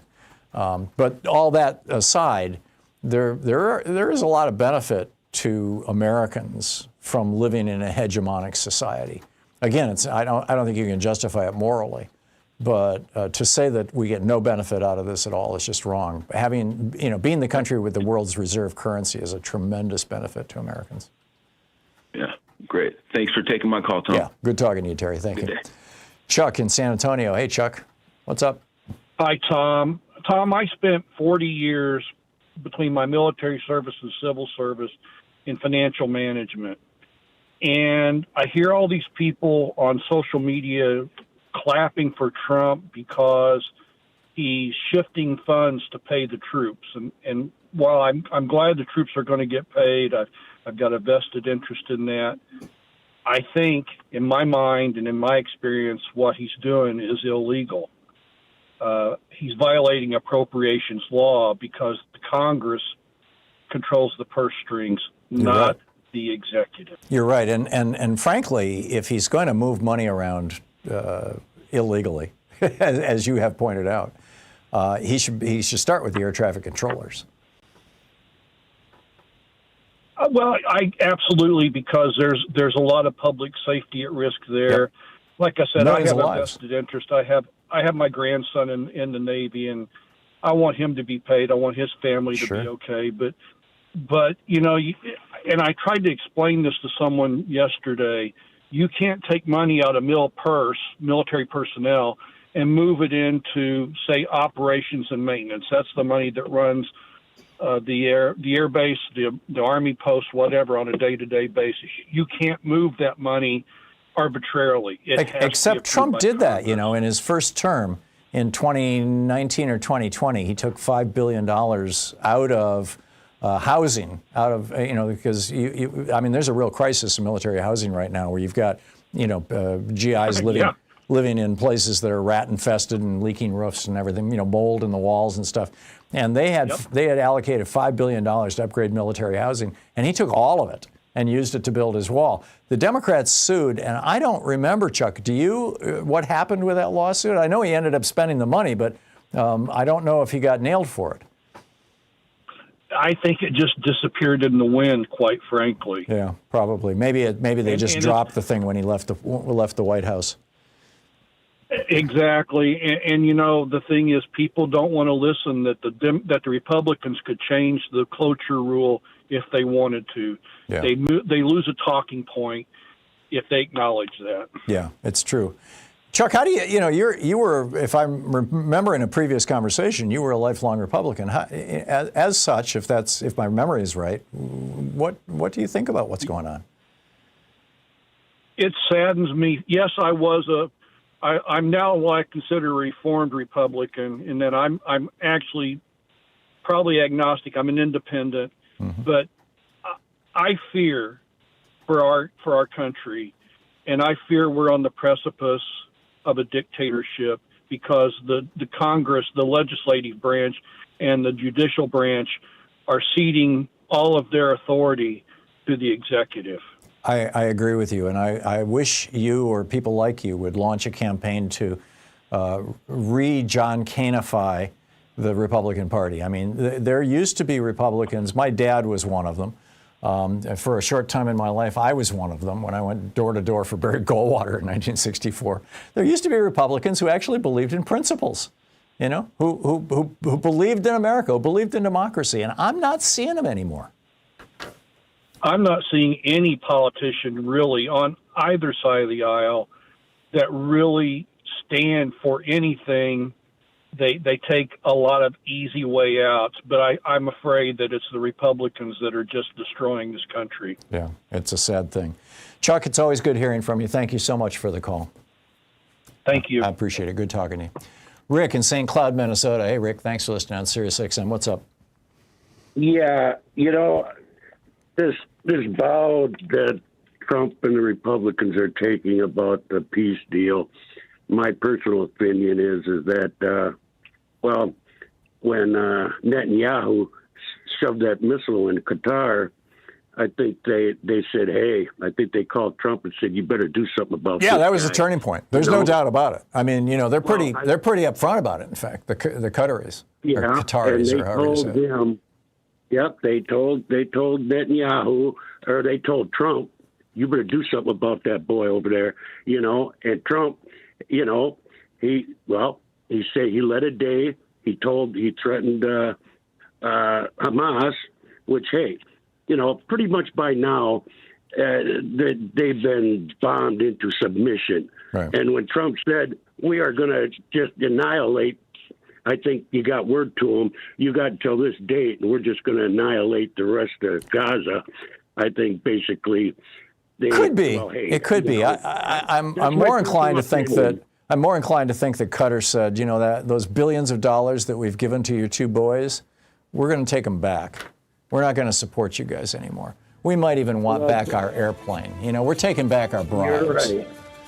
Well, I think, but they more or less told Trump, you better do something about your boy over there. Yeah.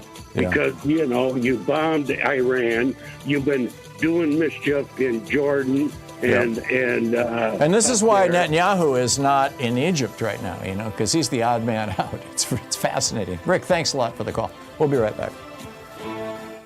You're listening to Thom Hartmann. Visit thomhartmann.com for audio and video archives. Exposing the con in conservative. I'll be right back with your calls.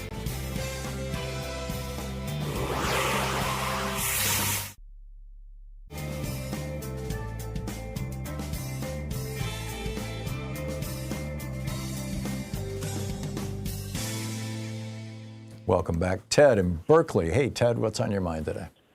Yes, Tom, good morning, and thank you for everything you do.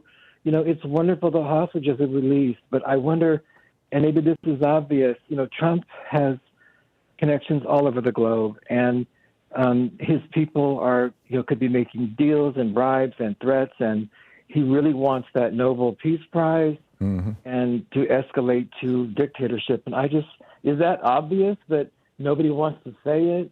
What? I think it's pretty obvious.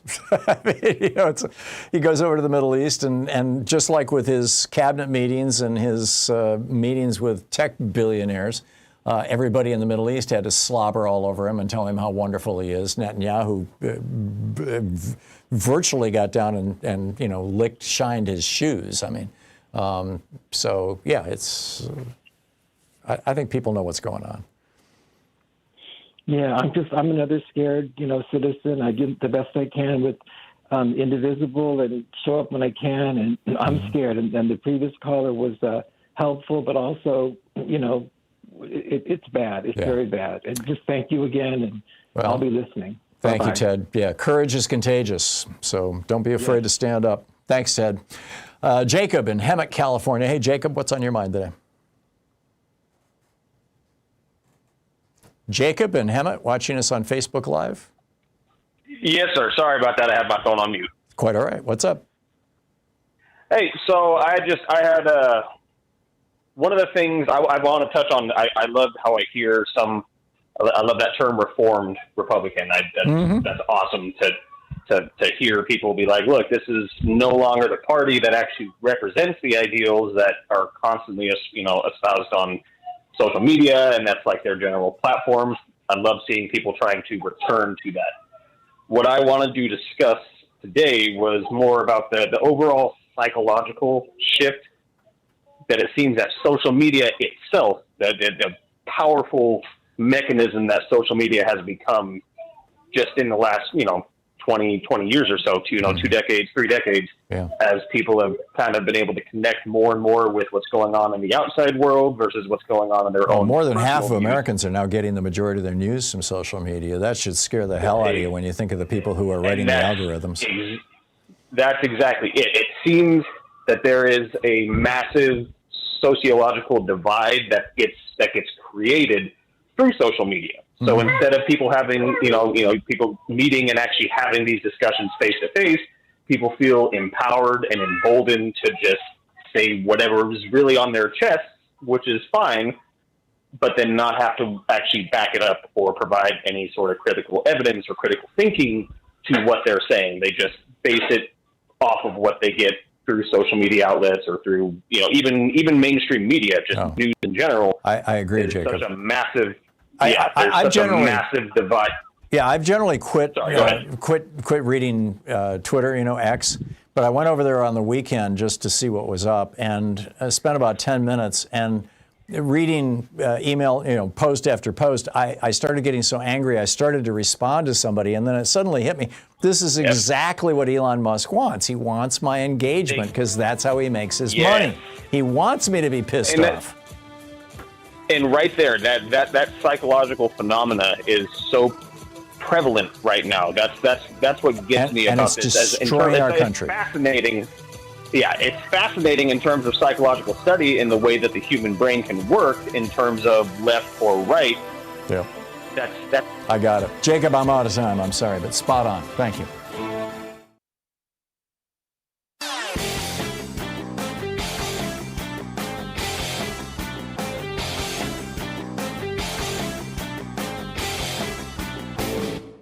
Hey, thanks so much for sharing our program and for reaching out to our stations and sponsors and letting them know that you're listening. It really means a lot to us.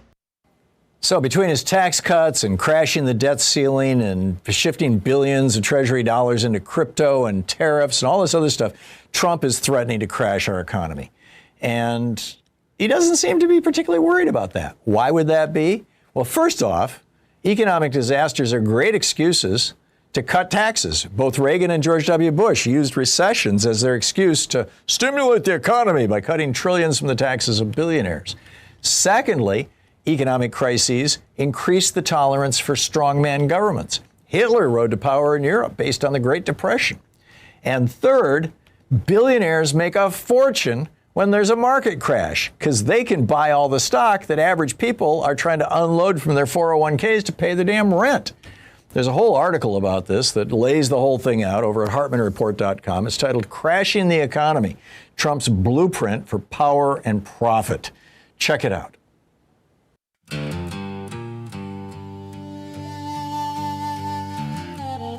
9 minutes before the hour. Welcome back. Picking up your calls here. Michelle in Atlanta, Georgia. Hey, Michelle, what's up? Hey, Tom, how you doing? Good. What's on your mind? Good. Talking points. Real quick, that caller that claimed he was a Republican, you know, what gets on my nerves is they like to mention these things. Sometimes I wish y'all would ask them, when's the last time you were in Portland or Chicago? Yeah. Because they talk about stuff they have no ideas on. He stumbled and fumbled over words. Mass school shootings. When I was in high school, Columbine and all those things happened, nobody asked anything about left or right. Nobody talked about what their parents did. The one thing about a lot of those white boys that shoot up all the schools, now they're trying to make it a transgender thing. It was never an issue then. It was just white boys. They didn't talk about their families or their background. Oh, and it still now is. They're trying to make it sound like it's a less thing, and now it's transgenders. I don't know how many transgenders did any school shootings in the last 5 years, but 2 in the last 30 years, and that makes them a smaller proportion of the population than transgender people are in the general population. So in other words, transgender people are less likely to shoot up a school than are straight people. Exactly. So they're that. I just hate when they do that. They want to say Donald Trump is a savior. That war over there, they were trying to have a solution for that for a while. So it's not him doing it. That was just something that was trying to be done. But I just wanted to say that about the caller, because they tend to do that. They tend to call these stations between here and Urban View, and they like to say those points, but then they have nothing to back it up. Yeah. He said if he had time to stop, he would have. But he didn't have anything. He's trying to blame so a city he hasn't been in. You live there. And he's talking about something that was burning. Like you said, Fox News is probably showing a 5-year-old clip. But I just wanted to say that about the callers, because they never have a real strong talking point. They just try to use something and go with, well, the city is this and the left and that. Yeah. Never have a solution, like you said about the gun problems. But what I wanted to chime in on as well, when you mentioned about college and payments, how your mom was able to work. Back then, tuition was what, $2,000, $4,000 a year. Then I was born in '82, so yeah, those time frames when those things were lower. Now they're 10 times higher than what it used to be. So people really can't afford college, but yet these people, they shouldn't pay off our student loans. But while I was on hold just now, when you mentioned when the Bushes was in office, both of them, how they fucked over, how they. I'm sorry, Michelle, you can't use that kind of language on the air. I've got to drop you. Well, and my apologies to anybody who might be offended. I think Sean beeped it for most of our listeners. Stefan in Mentor, Ohio. Hey, and my apologies, Michelle. I know that stuff like that happens. Stefan in Mentor, Ohio. Hey, Stefan, what's on your mind today? Stefan? Hey, yeah. Hey, Tom, you're on the air. Hi. Yes, thank you. I have 3 propositions that I would maybe ask you to comment which one of these events is going to happen first. One is, we the people have the power, and the people descend on Washington, camp there by the millions, not 10,000, not 15,000, by the millions. We drive down to D.C. and set up encampments. Millions, I'm talking millions of folks. That's one. Number 2, the U.S. falls apart like the Soviet Union did.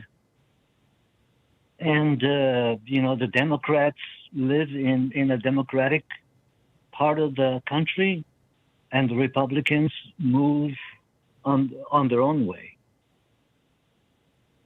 And what was the third one?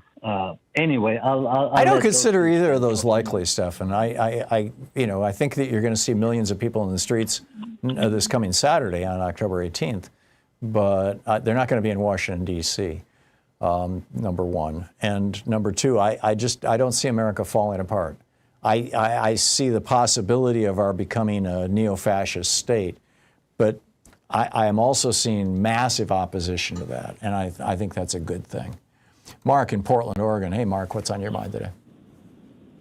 Hey, Tom. Just a quick question. Do you know, with Grijalva in Arizona, does she need to have the Speaker of the House swear her in, or could it just be a judge like Ketanji Jackson Brown? Any federal judge could swear her in, and it would be legal. So what's preventing someone like Ketanji Jackson Brown from swearing her in?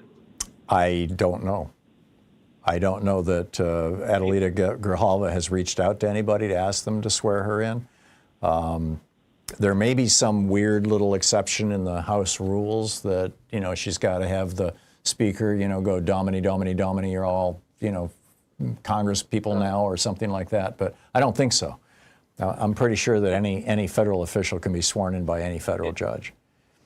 And one more thing, I would like to dub Portland the land of Amphiba. So for amphibious frogs that are jumping around. And our frog is getting a lot of publicity. We've got a little tiny pond in our backyard, and Louise has a frog. It's a endangered species, actually. It's a red-legged Oregon frog living out there, and she's got a little house for him and everything. So we've been all about frogs for the last couple of months, ever since this frog moved in. But now we got one in downtown Portland. It's crazy. Mark, I got to run. Thanks a lot for the call. And thanks for being with us today. We'll be back tomorrow, same time, same place. In the meantime, don't forget, democracy is not a spectator sport. It requires all of us, and that includes you. So get out there, get active, tag, you're it. Have a great afternoon. Be good to yourself and the folks around you. Stay safe. And I'll catch up with you tomorrow.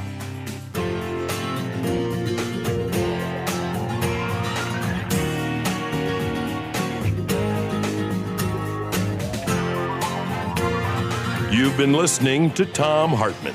For audio and video archives, visit thomhartmann.com.